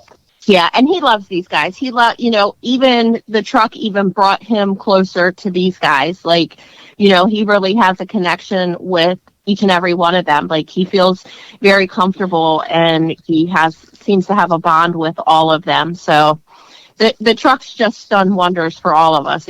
It's been great. It was all around a good thing. He laughed. He said no. We're glad to hear that because Randy was Ryan, was a little stressed. He was like saying, "Man, I think all these guys are going to get on there and really, man, throw me under the bus, man." What are we? He's like, "You're going to edit all that out, right, ODB?" I was like, "Yeah, we'll edit it out." Just kidding. Trying to get Randy to laugh. I've dealt with these guys for almost a year. The torture of, sending me sneak pics of nothing. Yeah. That's good stuff. That's good stuff. I did cuss Randy a couple times. I was like, man, this is bullshit. I'm doing way too many dishes at night. I need Fred to get home. Like, these late nights, he's getting out and doing dishes. Good stuff. We're talking about Two Ballistic. You guys can follow on Instagram. Just go on there. Trust us. Don't take our word for it. Type in the number 2, Ballistic. You can follow the official Instagram for the truck. And check out more. Randy, we did forget to mention that we were able to work back with Mikado from Japan, and he was able to take some sneak peek photos that the gang put together, including the rendering, which is rendered by Thor, and some of the cool photos behind the scenes. And Randy, in Japan, they soak this stuff up because they love that truck. Oh, absolutely.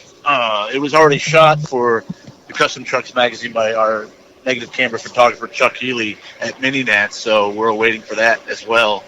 But at the end of the day, Jay, you see and hear these people's voices and what great people they are, that it took a village to build a truck. You know what I mean? You just don't see all that by just looking at the truck. Now you hear the story. I don't know. I just can't say thank you enough to all these people that are on the phone and that had a part in the truck. You know what I mean? Oh, yeah, and why we're going to get our next guest on, I think they're going to dial him in just a minute. Randy, this is going to put you on the spot, but what's your favorite thing if you had to pick one thing about the truck so far? The one thing, I have to say the intake they welded up. I wasn't sure about that, to be honest with you. When they told me, they described it, but I really think that's one of my favorite parts of the truck, to be honest with you. Wow, awesome. Yeah. Wrong answer. I was wondering where we're. I was like, wait, I don't know what to say. I mean, everything's done right, Jay? Like I said, and Eric will vouch for this. I'm so OCD that I had to have everything possible Toyota OEM. Yep. I put me on the spot to pick something. I mean, you can look at the whole truck, the box, the interior, the leather, made of steel. I had the windows down. You could smell the leather outside the truck. It was amazing, All right, we get it. Matt did a good job. All right. That's all he was concerned about the entire time. I know. I could have smelled like leather. I said, for half the price, I could have got you a leather air freshener. Like, you wouldn't have known. I think the truck could have stayed black. Like, who cares? No, that's 1973 Porsche Raspberry, guy. Is it? Is it? It is. Is it? Yeah. I don't know. I saw 74 in the paint code. I think so. Now, Randy, I'm gonna hit you with one right here. One of my favorite aspects of the truck. You got to say, whoever's idea it was for those Colorado custom wheels. I mean, I don't know who came up with that idea, Randy. Come on, guy. Oh, you did. That's right. You had that idea. Say nothing. Exactly. No, we can't. Don't forget the matching steering wheel too. Ron, am I saying it right? Ronal. I always say that wrong. Ronal, yes. R9s. Ronal. Yeah. That's one of my favorite aspects because we love Colorado custom wheels, but I think really when you look at a truck like this, it's kind of like a Chip Foose build because you've got the interior, you've got the paint, you've got the mechanical, but you've got all these details, and it looks so good. And again, what we've learned, and I think the listeners are following along, it's like one thing couldn't happen without the other, and we all know that with the build. But again, if it's got dents on it, it's not going to look as good when it's painted, right? The interior is not going to maybe pop as much if people don't walk up to the truck. So, you start to see the stereo and you bring it all together. When I was at Made of Steel, I'm looking at the front control arms and how it looks so good with the contrasting color against the chassis. Dude, it's just amazing. Right. Eric, I know you want to patch in some more guys. Okay. Steven, do you want to call Tommy? Yeah, that's hashtag Hot Tom for everybody. Tommy's from Low Rollers. He came down for a day and helped a little bit as well with a bad back and everything, but he just loves Randy so much that he wanted to put some time in. And his wife Laura was there for support as well with the girls, and it was a good time. So it was a smooth jazz type. Yeah, Heather. Yeah, it was a smooth jazz type day, wasn't it? I think I got Tommy here. What up, Tommy? What up? That was good. Hot Tom. Hot Tom. Don't start that shit right away. I'm hanging up. I'm hanging up. Hot Tom. Jason, it's Tommy Warwick from Low Rollers. No way. Top Ropes? Top Ropes Tom. Top Ropes Tommy. How you doing, brother? I'm hanging in there, man. Jason, while you were pouring another drink, I kind of told a little bit about what Tommy did and where he's from and whatever. Well, from Low Rollers, that's really all you got. That little state called Delaware. Yeah, Phil Fowler's going to be excited. We got another Low Rollers member on. You know what I mean? Yeah, right. Good stuff. Yeah, and Tommy, I think like we've been talking about on this record episode of OLP with the most people on one party line at a time. Is the truck obviously coming together, and how excited were you, being around a long-time mini trucker as you are, knowing that you get your hands involved in this epic build called Ballistic? Oh man, I don't know what to say. When I pulled up at the garage and saw it, was just like, I remember it. This is my first weekend walking without a cane, so I was just like, holy crap, look at this thing! Like, it was amazing. Yeah, and for those that don't know, I wouldn't even call what I did help. I was just there to make everybody laugh. Yeah, and for those that don't know, you went through a health challenge. With I think it was your back. You had surgery on it. Yeah, yep. So you're getting back in the swing of things. Eric put me to work 6 weeks afterwards. Yeah, well, I mean, it's therapy. Was right? the rumor true that Eric did have a non-disclosure agreement that you had to sign first before you could see it? Right? No, it was at Matt's house. Thank you. Is that why I signed that, Eric? So far, we've realized that everybody on the phone so far has retained a lawyer because they're trying to, get some, something. Everybody's on this. Everybody's on. So that's funny. But so welcome to the party. In all seriousness, when you think about the legacy of the truck 30 years ago and where we are now with Ballistic, you got to think that the original owner, Pat Nickel, of the original Ballistic, he's got to be smiling. We've kind of heard some of his feedback to Randy so far, but I mean, you got to think, Tommy, that he's stoked to see something that he did 30 years ago still kind of be relevant today. Yeah, I mean, it's even when they debuted it, the attention it got, I don't know. The guy's got to be overwhelmed. Yeah, and Randy, here's another cool thing that we didn't really talk about is, you got to cruise the truck. So often, we've seen challenges, people debut trucks, but they're full-blown show trucks, and people don't want to drive them and stuff. I was stoked to see you're like, hey, man, I'm going to cruise. Boom, you air it up. Those Viair compressors kick in, fill that flow tank, and then boom, you were out rolling. Oh, yeah. Yeah, definitely with Eric as co-pilot, right? We had a great time. It's built to drive. I mean, I want to keep it as new, as nice as possible, but eventually just start driving it, enjoying it. Let's say every one of our trucks up here is built to drive. I mean, not one of them is built to be a trailer queen. And with the exception of probably Matt and Nick on here, every one of our trucks from this area every one of these guys has touched in some form or fashion. I mean, I'm saying that I haven't got to help you with a truck, but just you've done these other guys' interiors, but I haven't been able to return the favor to you. But every one of us is involved with every one of these trucks. Oh, Yep. yeah. That's amazing, man. And Randy did say, I mean, he didn't want me to tell you guys he was going to put drag blocks on it because, you know, he's got this idea, you know what I mean, to drag it for like 2 miles straight. Just kidding. Well, if he keeps riding around with his switch box upside down, he might not need drag blocks and just do it on his own. Shut up, Eric. Has he gone through a tank of fuel yet? No, I have not. I haven't filled it up yet. No. Did they show you how? No, they haven't. I'm busting your chops, buddy. They told him it was ran on electric, man. They said it had a Tesla engine. They said don't run out of juice.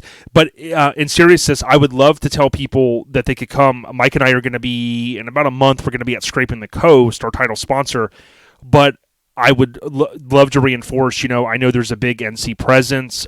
There's a lot of good kinfolk in the region that are going to be at East Tennessee Showdown. Unfortunately, it's the same weekend, but as Randy said earlier, get out there. If you're in the Midwest and maybe you couldn't make it to Mini Nats and you want to see this beautiful truck in person, dude, shameless plug, go to East Tennessee Showdown. It's an amazing show. Yeah. Cool. Yep. So, Eric, I think, do we have one more? Because we want to keep this record going, dude. Yeah, we have one more. Jason Wolfgang, he didn't necessarily work on the truck, but he did all the video work and made the video to debut it. Yeah, Pickle Fab. So everybody could see it. And he also not only does videos, but he makes parts and ornaments. He's got a CNC machine. He's actually got a Suburban we've been working on right now that he's doing a pretty knockout job. So he's an all-over guy. He actually is doing that full time. So yeah, look him up. He's doing big things. But I'm out of calls. I think Nick, are you still there? Yeah, I'm here. I'm see if I can't get him past. See if you can add him. Yeah, and for everyone that spoke so far, I mean, we can't thank you guys enough. I mean, what we wanted the listeners to hear was that it's a group effort. Randy said it earlier. My mother-in-law said it when my son was younger. You know, it takes a village, right? And when you have a project of this monumental status, you know, it's not done by one person, certainly. And you guys kind of pulled the nose of the plane up. I think from what you started with to what you ended, I mean, it was night and day. So, you know, we tip our cap to all you guys and ladies. Thank you. Speaking of ladies, Tommy, is Laura around? Is the snitch around? Yeah, where is that snitch? Where is that snitch? Oh, shit. Oh, man, she's coming for your throat, man. As soon as I heard, look, as soon as you said hi, Tom, I ran. I'm in the garage. Oh. Top Ropes Tommy. Now listen, be careful because Mike fell off a ladder one time in his garage. You know what I mean? I think that was a code word for him wanting to get graphics on his truck. I go, Mike, you could have just told Shannon you keyed it or something, you know? But Hello? Hey, how you doing? Hello? Is Jason on there yet? Yellow. No, I don't think it worked. Yeah, we may have hit a limit. I mean, we have set a record. Let's be honest, Eric. Of course. We always set records up here. But we are talking to Ballistic. You guys can follow the hashtag #2, the word Ballistic, just how it sounds. And check out 2Ballistic. Yeah, 2Ballistic on Instagram. You can also go and follow the official Instagram for the truck. Steve, if Randy ever decides he's going to do a crew cab on his truck, are you going to help, you know, kind of extend it and make it happen? He said he's going to... I'll be down there to help. He's got a ballistic Scud missile he's gonna take out Green Card, he said. Nah, just kidding, man. We gotta stir the pot a little bit here. You know what I mean? We need the ratings. Randy keeps talking about this next project he's got, and I'm saying, man, we need years off from you. Like, Wow. I mean, well, listen, if Randy's talking about a Mazda, just be clear, he doesn't. I mean, he needs to focus on his toe pig. His toe pig. Tell him to focus on the toe pig. He doesn't need to build a Mazda, man. Right. You know. I thought that No, was it's the 79, the Toyota. The one that was supposed to be dropped off to me? Like that was supposed to be my payment. What happened? Yeah. Well, you wanted greenbacks, sir. I gave you greenbacks. I mean, you can paint it green. I'll just paint it. It's fun. Randy's like, why did we agree to do this damn episode again? Right? Just remember, everything you say and do will be held against you in the court of OLP. You know what I mean? Because we've got it all on tape. Plead the fifth. I think we got Jason on. You know, Jason, Here. what's up, Mr. Pickle Fat? Hey Jay, thanks for joining us. We're talking about Two Ballistic, and we know that you kind of had a lot of the icing on the cake, right? You were able to come in and really document this awesome truck. You got to see some behind-the-scenes stuff. You also edited the video, and you had it out the weekend of Mini Nats. But I got to ask you this: how cool was it seeing this project come together and seeing the camaraderie amongst these guys and some of these club mates? Tell you what, I mean, it's seeing something like that come together and just really seeing it come to life. And I mean, Eric kind of filled me in on some of the stuff that was happening. And when I asked him if I could kind of shoot it, because I mean, I knew it was going to be such a big deal and such a nice truck that, I mean, just filming it was going to be kind of monumental. Something that was real cool. And yeah, and I ask everybody, please do what you can. Go on YouTube; it's free. Type in Pickle Fab, Pickle Fab. About 1.5K subscribers. The video is nearing 2,000 views, but we need to stream it more. You'll see the cover photo of Randy's truck, Two Ballistic. But you also got a chance, as we said, Jay, to see some of the behind-the-scenes stuff. You even got the footage of them cruising in to Mini Nats overnight. How cool was it to kind of see some of the stuff before, knowing that Randy hadn't even seen it? Knowing that he hadn't seen it, and knowing I was sneaking people around to he came and picked us up. I don't know if you knew that, Randy. Jason came and picked us up at the cabin. Yeah, I drove up the hill and they met me halfway down the hill. Now, was it true that Eric was in fatigues and he had like his face painted like camo deal and stuff? Because I heard that he was crawling across the ground over there, but we couldn't get anyone to confirm that. Almost had the ghillie suit on.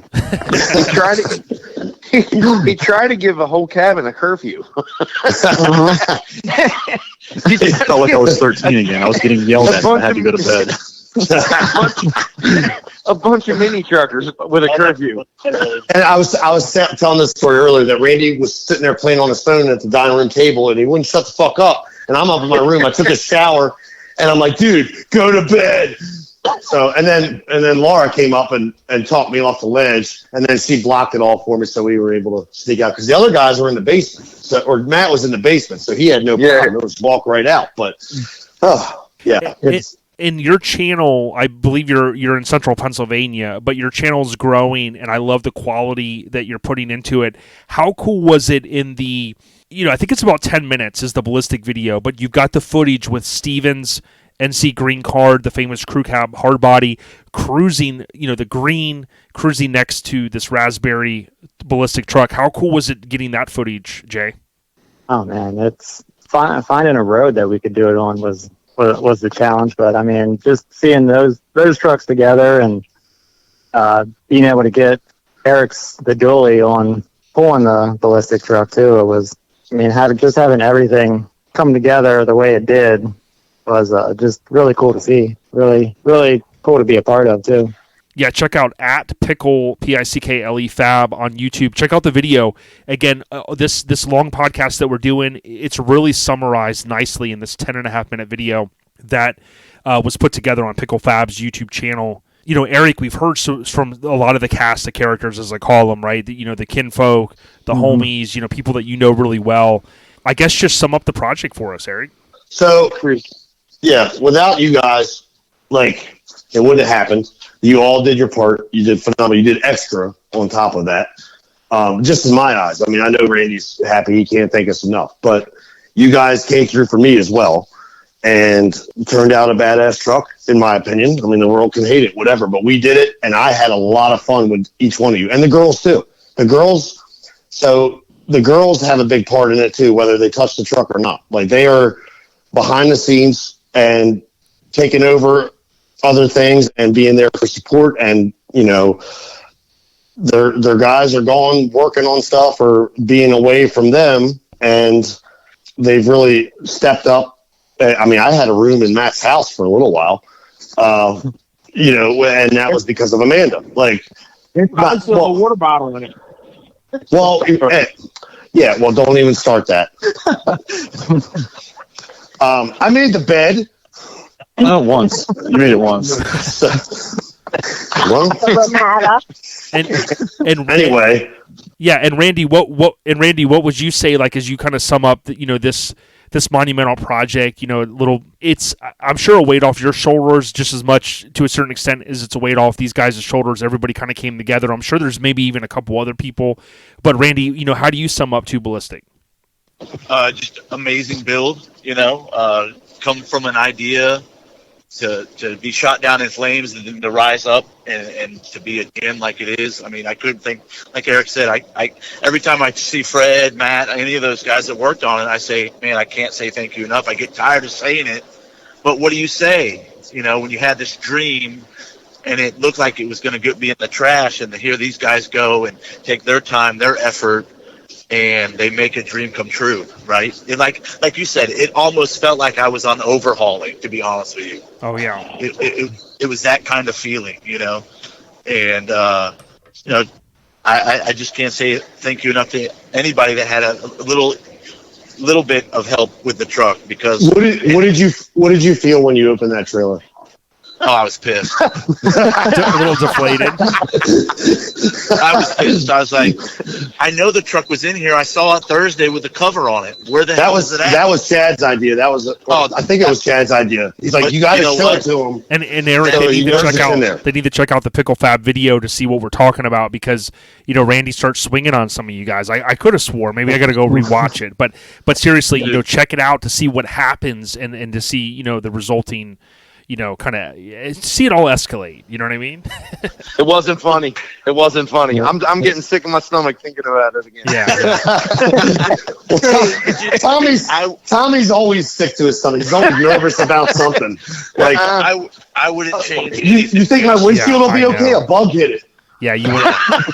I wouldn't change Yeah. an absolute thing on how Eric mastermind, and if Chad came up with that was perfect, dude. That was perfect to do that, make you see it, to think that the thing was in there, and then to open it and see nothing. I'm like, what the hell? Yeah. Well, we originally talked. It was a little early in the game, but there's no way we could have did it, because we were talking about telling you like Tuesday we were on our way down, or you were on your way down, and saying that something fell or I messed it up buffing or something, and it wasn't coming. And but then we would have had to hide your trailer for a week. We would have had to act grumpy for a week, and that would have took all the fun out of it all. So absolutely. Yeah, there could have been some domestic disputes involved and all that, and you know what I mean? Well, listen, Jay, these guys got a free breakfast on Friday. Oh man, I think I'm gonna have to hang out. Tommy didn't. Tommy, we earned that. Tommy told me this. I didn't get one of those. I was so nervous I couldn't eat. Tommy was so nervous he couldn't eat. Exactly. I was sleeping. Yeah. That's good stuff. Oh God! Now, so Randy, good. give us, as we kind of wrap it up here, give us one like fun fact, maybe a hard part that you had to like really track down, or something that was damaged along the way that you had to replace. What's like one thing that maybe people don't know about this two Ballistic tribute build that you haven't shared yet? Everything was 2 times, right, Eric? 2 times at least. Since we named it that, everything was at least 2 times to do. Or if you put something on, you're just going to have to take it back off. We started learning that we already were going to have to do that. Like, no, this should be good. This should be good. Nope, got to come back off. Every time. I mean, like, Jay, the topper, the cap, the shell, whatever you want to call it, the fender trim, I've had that for years. So it wasn't that was that hard. It was just Eric would call me, hey, we need this because this is wrong. Or some of the stuff was damaged, the little clips and a lot of that stuff. Not even giving back, Jay. Yeah. Jay, not even giving back from the first shop. They failed to give us the transmission linkage, or I told Eric I wanted to put a tilt column in it. Little did we know the switch housing was different from a tilt column to a standard column, and trying to find one was a nightmare. Yep. He's still looking for a shift linkage and a steering column. So props to Jimmy Fisher, because Jimmy actually went on eBay and found one. The one, he came down one day or something, and he went on and he found one, and it was like, holy crap! Like we've been looking for this for a month. Yep. So I mean, like I said, it was just everything. The steering column was the same way. Yeah, steering column same way. April found that. Yep. Yeah. Yeah. So are we not talking about them sexy windshield wipers? Are we not bringing that up? Well, You know what?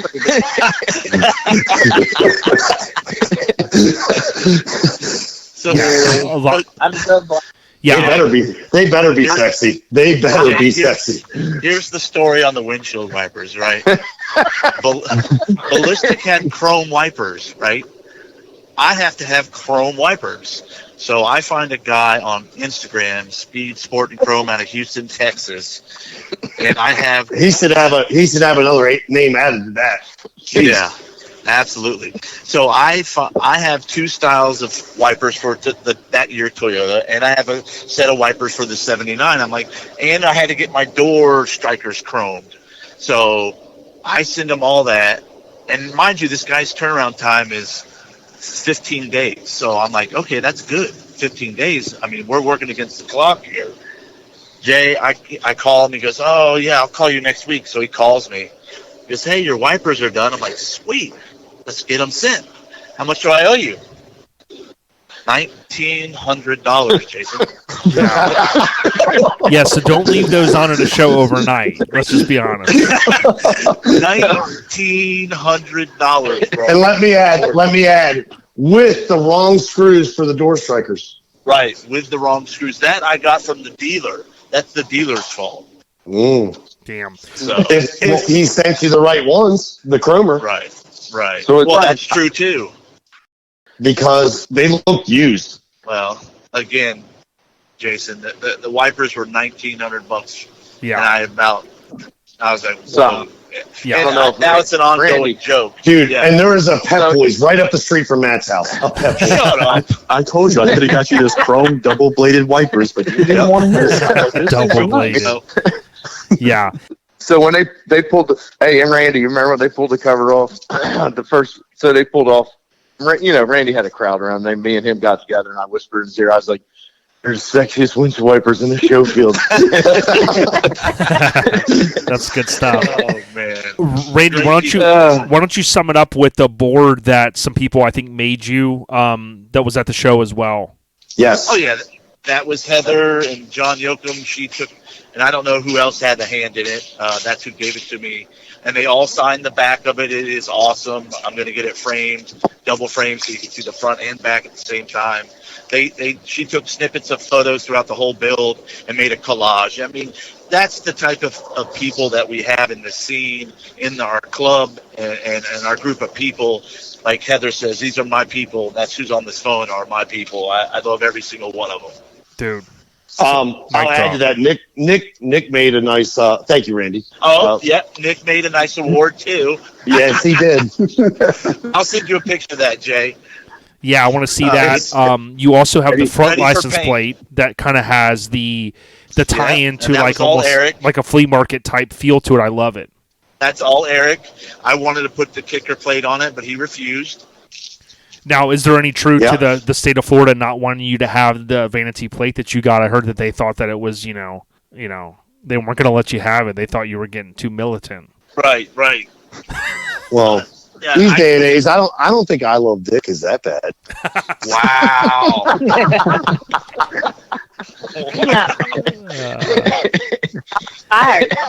I'm going to let that one go. Yeah, I can't wait to ride in the truck. I think it's awesome. I think the underrated aspect of it that I hope that we'll get to see one day as like at a night show. I know there's a lot of shows don't go into the nighttime, but for anybody that goes and watch the Pickle Fab video, you'll see the truck lit up at night. You'll see some crazy 360 walk around type deal, like kind of sped up, is neat. But seeing the box that we talked about earlier with the neon kind of colors and things like that at night, I mean, it really is like next level in so many ways, and it's throwback at the same time. 2023, and you guys killed it, man. I don't know what else to say. Well, Thank you. Jay, I forgot to add one person. Chris Lancaster did the center console box. He did a great job on that as well. That's the original stereo guy that Matt took over for. Yeah, got it. And Eric, I'm sure there's some cast of characters that played like little roles and stuff. And I know I'm not the best when it comes to this. I couldn't have been a NASCAR driver like Michael Waltrip rattling off all the sponsor names, right? But even the guys and the ladies that probably played little roles, you would tip your cap to them and say, hey, everybody, it was a group effort. Absolutely. Like I said earlier, the girls were a big part. Jimmy Fisher had a smidge in it, which he's always good to help, I guess. Patrick Brooks had a little bit in it as well. He's putting on a show this weekend, actually, up here in Maryland. But he did a couple things. What about West Day? West Day, yes.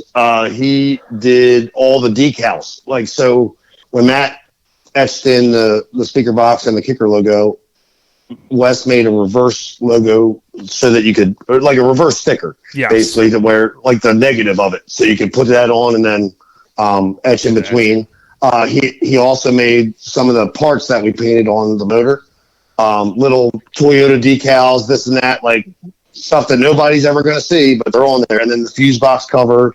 Mickey did electrical work with the power windows, and he's one of Matt's, but it's like the second member of Cali Style. He's an electrician, so he always comes through. He did John's too, John and Heather's, but he can kind of tip us like, will this work? Will this? He actually picked out the battery that went in that truck, like just stuff knowledgeable from his brain, that can be used with the electric part of it. So he did a phenomenal job. What about Nate Doyle, Greg Ludwig, and Dang. Smith? I mean, thank you. I don't want to forget anybody, dude. Yeah, those guys all played a part too with lifting beds up and down, since it was done way more than once. Those guys came over to Matt's house and helped. And they were actually the first ones to see it with the bed on, with Matt and Fred and I. So, hey, Jay, can I also thank Tim Smith from Kicker?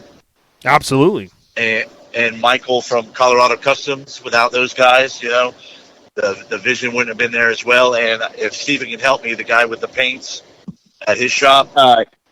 Yeah, Kevin and Mark from Finish Solutions up here in Baltimore. And BASF. Yep. Yeah, they helped us out with the paint. So, I mean, like I said before, Jason, it took a whole village of people to help with this. Yeah. Stuff, not just Pete Ryberg is one of the guys that helped teach me how to paint. And we used his shop to actually paint the truck. He's phenomenal at what he does too, and always willing to help. And he jumped in a little bit and helped Jimmy and I carry stuff on Christmas Day and put the cap on Matt's truck. We transported the cap on Matt's Toyota on a trailer because we didn't want to put it on fresh paint. So also with that, Wes came over, Shane Lewis, Brian Baker, and Shane's kids all helped take the windows out of the cap and help me flip it over. So yeah, I mean, I hope I'm not forgetting anybody. Right.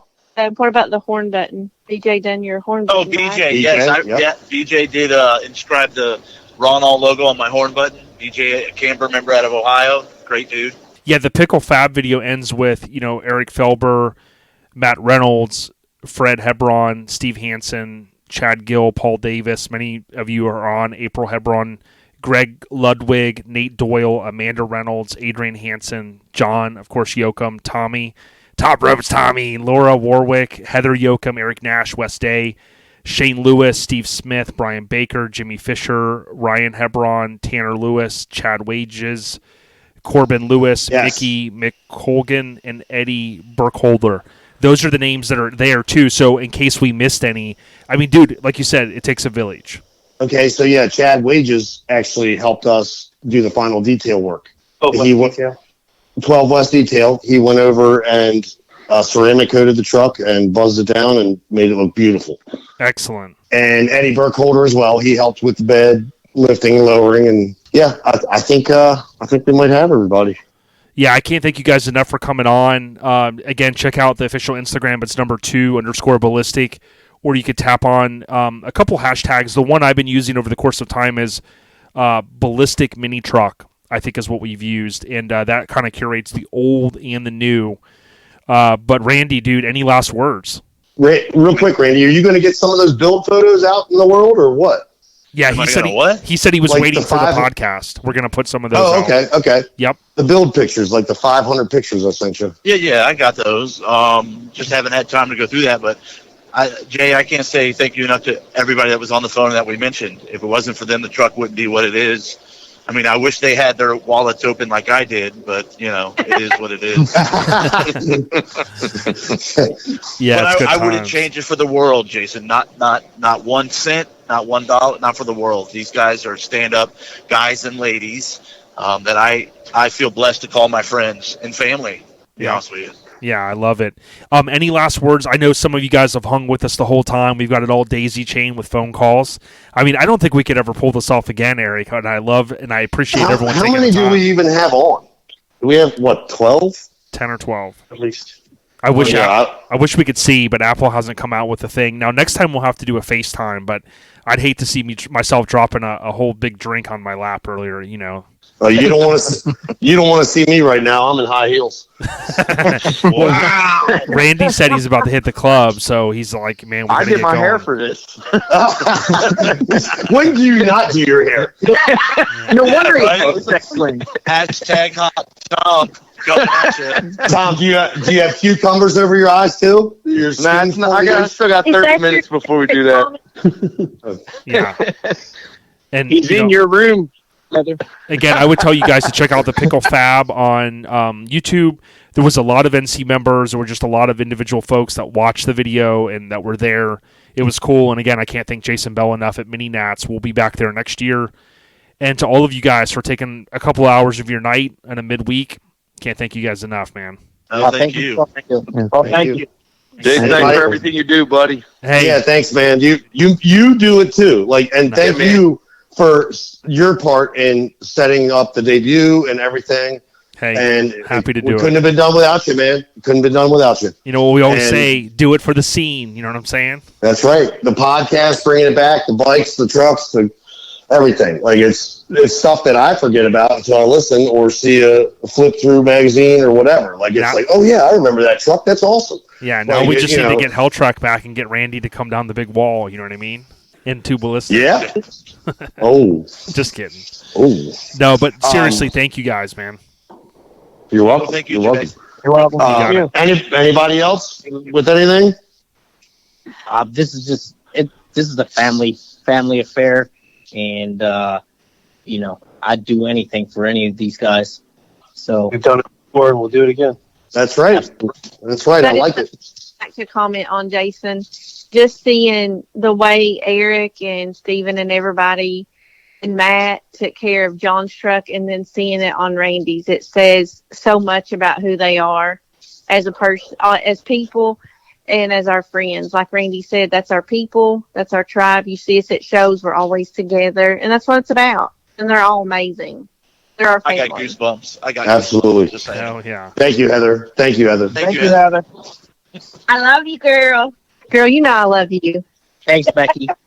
It's Jennifer. It's Jennifer now. No, Jessica. It's Becky. You guys are killing me. I love it. Yeah, well, listen, stay on the rise. And Randy, I'm building 3 Ballistics debuting next year at Mini Nats. Coming for you, man. Is that gonna be the orange version? Oh, there you go. No, I'm out, man. I'm out. I'm just kidding. I'm just ribbing. And we did say earlier that Jeremy did build. He had built to cruise. He built the orange version, which was cool. I know that truck ended up with graphics and it kind of got changed up, but it's cool to see that what Pat did all those years ago. We all appreciate it. So stay on the rise, everyone. Tip of the cap. Absolutely. See you guys. Hey, thanks, guys. Have a good night. Thank you. See y'all. That Chipotle is catching up to me. See y'all. Oh. See you.